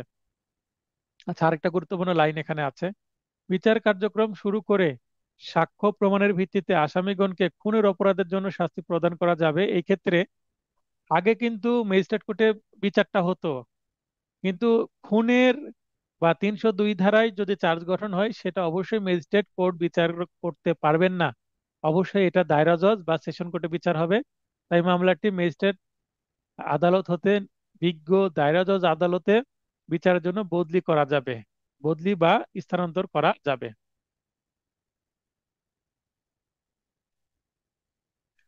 মামলাটির বিচার অনুষ্ঠান পর্যন্ত প্রয়োজনীয় পদক্ষেপ সমূহ কি কি পদক্ষেপ হবে? আসামিদের প্রতি গ্রেপ্তারি পরোয়ানা জারি, যেহেতু সিআর থেকে জিআর হয়ে গেছে, যদি জিআর হয়ে যায় থানায় গেলে তো এখানে সঙ্গে সঙ্গে কি হয়ে যাবে, তাকে ধরতে চলে যাবে। এবং যদি সিআর হিসেবেও থাকে তবুও এই মামলায় ডিরেক্ট ওয়ারেন্ট দিতে পারে, তাই গ্রেপ্তার পরোয়ানা জারি হওয়ার একটা সম্ভাবনা আছে। মনে করেন জিআর হলো না, শুধু সিআর হলো, তবুও কিন্তু এই মামলায় আদালত তদন্ত চাইতে পারে, বা এই মামলায় আসামিরা কে কে ছিল সেটা খোঁজার জন্য। যেমন আমি একটা মামলা করেছিলাম, মামলা করে আমি বলেছিলাম যে স্যার আমলে না নিয়ে আপনি এমসি বা মেডিকেল যে রিপোর্ট সেটা তলব করেন আগে দ্রুত সময়ের মধ্যে। 15 দিনের মধ্যে মেডিকেল রিপোর্ট তলব হয়ে আসলো, মেডিকেল রিপোর্ট আসার পরে আমলে গ্রহণ করলেন। সেক্ষেত্রে অ্যাডভান্টেজ কি হয়, তদন্ত রিপোর্ট বা মেডিকেল রিপোর্ট বা কোনো এভিডেন্স আসার পরে যখন আমলে নেওয়া হয় তখন দ্রুত ওয়ারেন্ট দেওয়া হয়। আমার মামলায় সেটাই হয়েছিল। ডিরেক্ট যদি আমি আমলে নিতে বলতাম সমন দিত, কিন্তু 15 দিনের পরে একটা ডেট দিতে বললাম এবং মেডিকেল রিপোর্ট বা মেডিকেল সার্টিফিকেট চাইলাম, আদালত মেডিকেল সার্টিফিকেট তলব করলেন, মেডিকেল সার্টিফিকেট আসলেন, ডিরেক্ট ওয়ারেন্ট দিয়ে দিলেন। তো এটা একটা অ্যাডভান্টেজ, কিছু কিছু জায়গায় কৌশলী হতে হয়। আসামিদের গ্রেপ্তার করা না গেলে বা বিজ্ঞ আদালতে হাজির না হলে হুলিয়া জারি করা যাবে, মানে ওয়ান্টেড হিসেবে ঘোষণা। উপস্থিত বা অনুপস্থিত বিচারের জন্য মামলা বদলি বা স্থানান্তর ম্যাজিস্ট্রেট কোর্ট থেকে অন্য ম্যাজিস্ট্রেট কোর্টে অথবা ম্যাজিস্ট্রেট কোর্ট থেকে দায়রা জজে বদলি হয়। মামলা বদলি করতেই হয়, অবশ্যই করতে হয়, যখন রেডি ফর ট্রায়াল, সাক্ষীর জন্য রেডি হয় তখন মামলা বদলি হয়ে যায়। তারপর পেনাল কোডের এত এত ধারায় চার্জ গঠন হবে, অবশ্যই 302 ধারা যুক্ত হবে, সাক্ষ্য গ্রহণ হবে। এখানে কয়েকটা পয়েন্ট যুক্ত করা হয়েছে, পুরাতন নোটে নাই, একটু দেখে সংশোধন করে নেন। যেমন আসামি পরীক্ষা, সাফাই সাক্ষী, যুক্তিতর্ক, এই পয়েন্ট তিনটা যুক্ত করা হয়েছে। রায় প্রদান এবং আপিল, রায় দেওয়ার পরে কোনো না কোনো পক্ষ আপিলে যেতেই পারে। বড় ধরনের মামলা, মার্ডার কেস, মার্ডার কেসে যদি আসামির যাবজ্জীবন হয় বা আসামির 10 বছরেরও যদি জেল হয় বা আসামির মৃত্যুদণ্ড হয়, তাহলে এই তিন ক্ষেত্রে আসামি অবশ্যই কি করবে, আপিল করবে। মৃত্যুদণ্ড হলে আপিল করবে না, যদিও মার্ডার করে মার্ডার করেছে তবুও আপিল করবে, কারণ কেউ চাইবে যে সে জীবনটা চলে যাক তার, আপিল করে মামলাটা যতদিন ডিলে করতে পারে এটা তো করবেই। এই কারণে আপিলটা এখানে রেলিভেন্ট। এই ধরনের স্টেপ হবে, এটা কাকে জানাতে হবে, নজরুলকে জানাতে হবে যে এই মামলা আমার কি কি কি হবে একটু বলেন। তো এইটা হচ্ছে মামলাটির বিচার অনুষ্ঠান পর্যন্ত প্রয়োজনীয় যে যে পদক্ষেপের বিষয়ে আমার মক্কেলকে অবহিত করব। প্রশ্ন করা হয়েছে আপনার মক্কেলকে কি অভিহিত করবেন, তো এগুলো বলবো যে এইভাবে এইভাবে মামলাটা চলতে থাকবে, এটাই। এরপরে দুইটা বেল পিটিশন, একটা জামিন অযোগ্য অপরাধে অভিযুক্ত হাজতি কি কি প্রশ্ন করবেন ভাবতে থাকেন, আর 10 মিনিট ক্লাস হবে। আসামির জামিনের জন্য, তাহলে হাজতে আসামির জামিনের জন্য দরখাস্ত মোসাবিদা একটি ফরম্যাট দিয়েছি। হাজতে বলতে কাস্টডিতে আছে, বাইরে নাই, মানে স্যারেন্ডার দেওয়া না, এখানে জেলখানায় আছে, সেখান থেকে তাকে জামিন করাতে হবে। যেহেতু জামিনের দরখাস্ত তার মানে একটা এক্সিস্টিং মামলা অলরেডি আছে, এই মামলার আন্ডারে দরখাস্ত, তাই মামলা নাম্বার দিতে হবে, থানার নাম, মামলা নাম্বার, সূত্র, থানার মামলা নং এবং কত তারিখের মামলা সেটা দিয়ে দিলাম 20/4/2025। দেখেন 20/4/2025, তার মানে এখানে এপ্রিল মাসে দেখিয়েছি, তার মানে অন্তত 4 সাড়ে 4 মাসের মতো, 4 মাস, মানে 120 দিন বা 130 দিনের মতো একটা কি কাস্টডি দেখিয়েছি। কেন? কারণ 302 ধারার মার্ডার কেস, একটা মার্ডার কেসে তো সহজে জামিন দিবে না, তাই আমি এপ্রিলের ঘটনা দেখিয়েছি যেন জুন মাসে আপনি দরখাস্ত করলে জামিন দিতে পারে, এরকম একটা সিচুয়েশন দেখানোর জন্য। বাদী রাষ্ট্র জিআর মামলা সবসময় বাদী রাষ্ট্র হয়। দরখাস্তকারী আসামি জাস্ট ক দিয়ে দিয়েছি, নাম ঠিকানা কিছুই দরকার নাই, শুধু ক দিলে হবে। দুই পাশে এরকম কোটেশন মার্ক দিলেও হবে, না দিলেও হবে। দরখাস্তকারী হাজতে আসামির জামিনের আবেদন। দরখাস্তকারী হাজতে আসামির বিনীত নিবেদন এই যে, অত্র দরখাস্তকারী হাজতে আসামি নিজেকে সম্পূর্ণ নির্দোষ দাবি করে নিম্নলিখিত হেতুবাদে, হেতুবাদে মানে কারণে বা গ্রাউন্ডসে, জামিনের প্রার্থনা করছে। আপনারা যে যে এলাকায় আদালতে যান, বিশেষ করে যারা আদালতে গেছেন এবং জামিনের দরখাস্ত চোখে দেখেছেন, আপনি ওই নিজ এলাকার জামিনের দরখাস্তের ফরম্যাট ফলো করতে পারেন, অথবা আমারটাও করতে পারেন। আর যারা জীবনেও জামিনের দরখাস্ত দেখেননি, শুধুমাত্র গাইডে দেখেছেন এবং আমার এগুলো দেখছেন, সেক্ষেত্রে যে কোনোটা ফলো করতে পারেন, তবে আমারটা সহজভাবে আছে, এটা ফলো করলে বেটার হয়। এবং অন্য কোনো গাইড থেকে আপনি ফলো করলেন, গাইডে যদি ভুলভাল থাকে, সেক্ষেত্রে যদি আমার ক্লাস টেস্টে আপনি ওই কোনো গাইড থেকে ভুলভাল লেখেন যেটা আমার পছন্দ না হয়, সেক্ষেত্রে কিন্তু আমি নম্বর কমিয়ে দিব। বার কাউন্সিল হয়তো বা আপনাকে নম্বর দিতে পারে, কিন্তু আমি নম্বর কমিয়ে দেবো যদি আমার পছন্দ না হয়। কারণ আমি প্র্যাকটিস করি, অন্তত আমাদের রাজশাহীর যে ড্রাফটিং সিস্টেম সেটাতে আমার ভালো জানা আছে। হেতুবাদ। তাহলে কত তারিখ? 20/4 থেকে সে হাজতে আছে দীর্ঘদিন যাবত, সুদীর্ঘ সময় পর্যন্ত। আমরা বাস্তবে হলে বলে দিই এতদিন যাবত আছে, আমি এতদিন বল না দিলে সুদীর্ঘ সময় পর্যন্ত বলে দিলাম। এবং শুনানিকালে মৌখিকভাবে বলে দেবো, স্যার এতদিন হাজতবাস। এই যে বাকি পয়েন্টগুলো দিয়েছি, এগুলো সবই রেলিভেন্ট এবং খুবই সংক্ষিপ্ত, দেখেন ছোট ছোট পয়েন্ট। এবং এটা আপনি অবশ্যই বলবেন, অন্যান্য হেতুবাদ সমূহ শুনানিকালে মৌখিকভাবে উপস্থাপিত হবে। এই পয়েন্টটা দেওয়ার অর্থ কি? তার মানে আপনি এখানে একটা ওপেন রাখলেন, যে আরো আপনি মুখে বলার সুযোগ আপনি রাখছেন। এরপরে আপনি প্রার্থনা করছেন অতএব অংশে যে মঞ্জুর করেন ইওর অনার যে কোনো শর্তে। এরপরে জামিন অযোগ্য কিন্তু এবার স্যারেন্ডার করেছে, আত্মসমর্পণকৃত।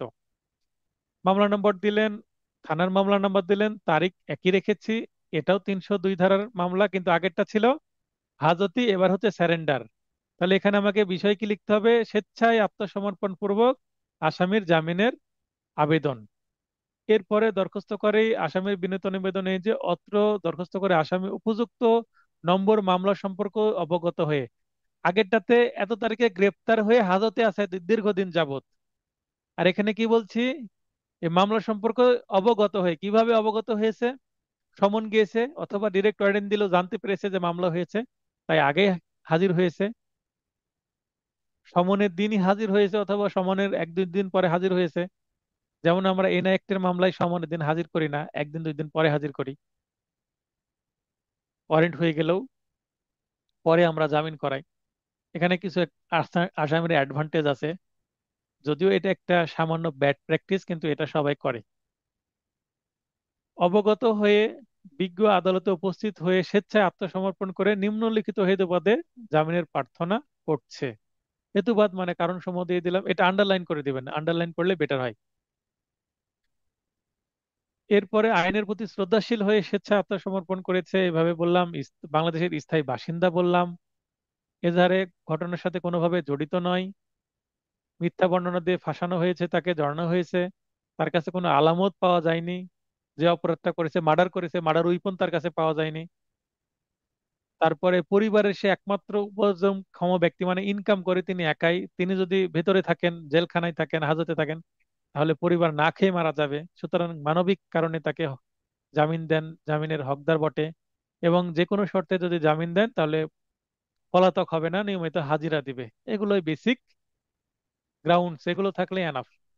এবং স্থানীয় এবং উপযুক্ত জামিনদার আছে, এটা বলে দিলাম এবং মৌখিকভাবে উপস্থাপনের বিষয়টা রাখলাম। এরপরে অতএব উপরোক্ত বিষয় যদি বিবেচনা পূর্বক, মানে উপরে যা লেখা আছে এটা বিবেচনা করেন, কনসিডার করেন ইওর অনার, দয়া করে এখানে কি করব, আনুকূল্য চাইতে হবে, দয়া চাইতে হবে, কনভিন্স করতে হবে আদালতকে। বিচারের স্বার্থে অত্র স- আত্মসমর্পণকারী আসামিকে যে কোনো শর্তে জামিনে মুক্তি দানের আদেশ দিতে বিজ্ঞ আদালতের সদয় মর্জি হয়। এবার ক্লাসটি শেষ হলো। এখানে একটি মোটিভেশন দিয়েছি, Steven convey, I am not a product of my circumstance. মানে আমি পরিস্থিতির কোনো প্রোডাক্ট নয়, আমি প্রোডাক্ট অফ মাই ডিসিশন। আমি সিদ্ধান্ত নিয়েছি আপনাদের কোচিং করাবো বলে কোচিং করাচ্ছি, আমি সিদ্ধান্ত নিয়েছি অ্যাডভোকেট হব বলে অ্যাডভোকেট হচ্ছে। আমি শুধুমাত্র বার কাউন্সিল নিয়ে স্বপ্ন দেখেছি যখন আইন পড়েছি। আমি কখনো জুডিশিয়ারির স্বপ্ন দেখিনি, জুডিশিয়ারির একবারও পরীক্ষাও দিইনি। রুবেল ভাই বলেন, কেমন আছেন ভাই? ভালো স্যার, আপনি কেমন আছেন? আলহামদুলিল্লাহ ভালো আছে ভাই। স্যার আমি শেষের দিকে থেকে শুরু করি। হুম। প্রথম ইয়েটা হলো আমার জানতে চাওয়া, সেটা হচ্ছে যে বিজ্ঞ আদালত 3 মাসের যৌতুকের মামলায় ইয়ে দিলেন, মানে 3 মাসের জেলের আদেশ দিলেন, কিন্তু মানে আসামি অনুপস্থিত, মানে সে ইয়েতে থাকে, কাতার থাকে। তো এখন সে কি সে সে জামিন চাইতে পারবে কিনা? মানে অ্যান্টিসিপেটরি বেল যেটা আমরা বলি, আগাম জামিন, যেহেতু আদেশ হয়ে গেছে, ঠিক আছে। তো মানে আমি যে অবগত হলাম, যে আমি এটা এটা মামলা সম্পর্কে অবগত হওয়ার পরে আমি মানে কি বলে মহামান্য আদালতে আসলাম, তাহলে এই ক্ষেত্রে কি সে সেই তার তার বিধানটা কি হবে স্যার? সে জামিন তার পাবে? বিধান হচ্ছে, সে বিধান হচ্ছে আপিল করতে হবে এবং আপিল আদালত থেকে সারেন্ডার করে জামিন নিতে হবে। এটাই হচ্ছে প্রসিডিউর তার জন্য। কারণ সে যেহেতু মামলা কন্টেস্ট করেনি এবং রায়ের দিন তার হাজির থাকার কোনো কারণও নাই, কন্টেস্ট না করলে হাজির কেন থাকবে? কারণ কন্টেস্ট না করলে তার কি হবে? অবশ্যই সাজা হবে। ওকে। এখন জি স্যার। সেহেতু যে সে দেশে থাক বিদেশে থাক, আদালতেও যদি আদালতের বারান্দাতে উপস্থিত থাকে তাও তাকে কি ধরা হবে? ফেরারি আসামি ধরা হবে, তাই নয় কি? জি স্যার। তো সে উপস্থিত না, মামলায় কন্টেস্ট করেনি মানে হাজির হয়নি। হাজির হয়েও হয়তো বা পরে কন্টেস্ট মানে কন্টেস্ট না করে পলাতক আছে, মানে সে ট্রায়ালে অংশগ্রহণ করেনি, তার পক্ষে আইনজীবী কি করতে পারবে না? ক্রস এক্সামিনেশন বা জেরা করতে পারবে না। একতরফা মামলা, সাজা হয়ে গেছে। এখন তার একমাত্র তার সুযোগ আছে কি? আপিল আদালতে যাবে, এটার বিরুদ্ধে সে আপিল করবে। আপিল দায়ের করার পরে আপিল আদালত থেকে কি চাবে? জামিন চাইবে এবং অবশ্যই তাকে সারেন্ডার করতে হবে। তবে যদি মামলা কন্টেস্ট করা হয়, কন্টেস্ট করে রায়ের দিন উপস্থিত থাকা হয় এবং 1 বছর বা তার কম সময়ের জন্য তার সাজা হয়, তাহলে ওই বিচারিক আদালত, যে আদালত আজকে এই মুহূর্তে রায় দিলেন এবং 1 বছর বা তার কম সময় কি দিলেন, সাজা দিলেন, সেই আদালতে চাইলে আপিলের শর্তে, ইওর অনার, আপিলের শর্তে জামিন মঞ্জুর করেন। 1 মাসের মধ্যে আমি আপিল করে আপিল আদালত থেকে জামিনটা কি করব? স্থায়ী করব। তাহলেও অনেক সময় ইনস্ট্যান্ট জামিন দিয়ে দেয়, হাজতে যেতে হয় না। তবে শর্ত হচ্ছে কি, হাইকোর্টের নির্দেশনা রিসেন্টলি যেটা হয়েছে, যে 1 বছরের বেশি যদি হয়, 1.5 বছর, 1 বছর 1 মাসে হলেও, সেখানে নিম্ন আদালত বা বিচারিক আদালত কখনো কি দিবে না? জামিন দিবে না। ক্লিয়ার? জি স্যার, থ্যাংক ইউ স্যার। পরের আর বিষয়টা কি হচ্ছে যে বলেন? স্যার, কাস্টডির ক্ষেত্রে, হ্যাঁ, হুম। কাস্টডির ক্ষেত্রে আপনার আপনার সুদীর্ঘ সময় আমরা যে মানে জামিনে উল্লেখ করতে চাচ্ছি, যে সুদীর্ঘ সময় পর্যন্ত সে মানে জেল খেটেছে। হ্যাঁ, এটা কি হুম। সুনির্দিষ্ট কোনো সময় আছে, যে 3 মাস, 6 মাস, হ্যাঁ, নাকি এই সময়টা এইভাবে সুদীর্ঘ সময় দেখাবো আমরা? ওই যে 120 দিন আর 360 দিন দেখলেন না প্রথম ইয়াতে, যে জামিন অযোগ্য ধারার অপরাধে কখন জামিন দেওয়া যায় আমরা দেখলাম না? তদন্ত চলাকালীন 120 দিনের জি মধ্যে যদি তদন্ত না হয় তখন দিবে। 167(3)-এ আছে, 167(5)-এ আছে। স্যার। এগুলো রেলিভেন্ট করার জন্য এগুলো দেওয়া হয়। অনেক সময় ওই সময় হয়নি। যেমন আমার একটা আসামি আমি মিস কেস করেছি গতকালকে, 155 পিস ইয়াবা। 155 পিস ইয়াবা মানে 15.5 গ্রাম ইয়াবার একটা মামলা। তো মিস কেস করলাম। এটা যদি ঈদের আগে আমি ডেট পাই শুনানির, তো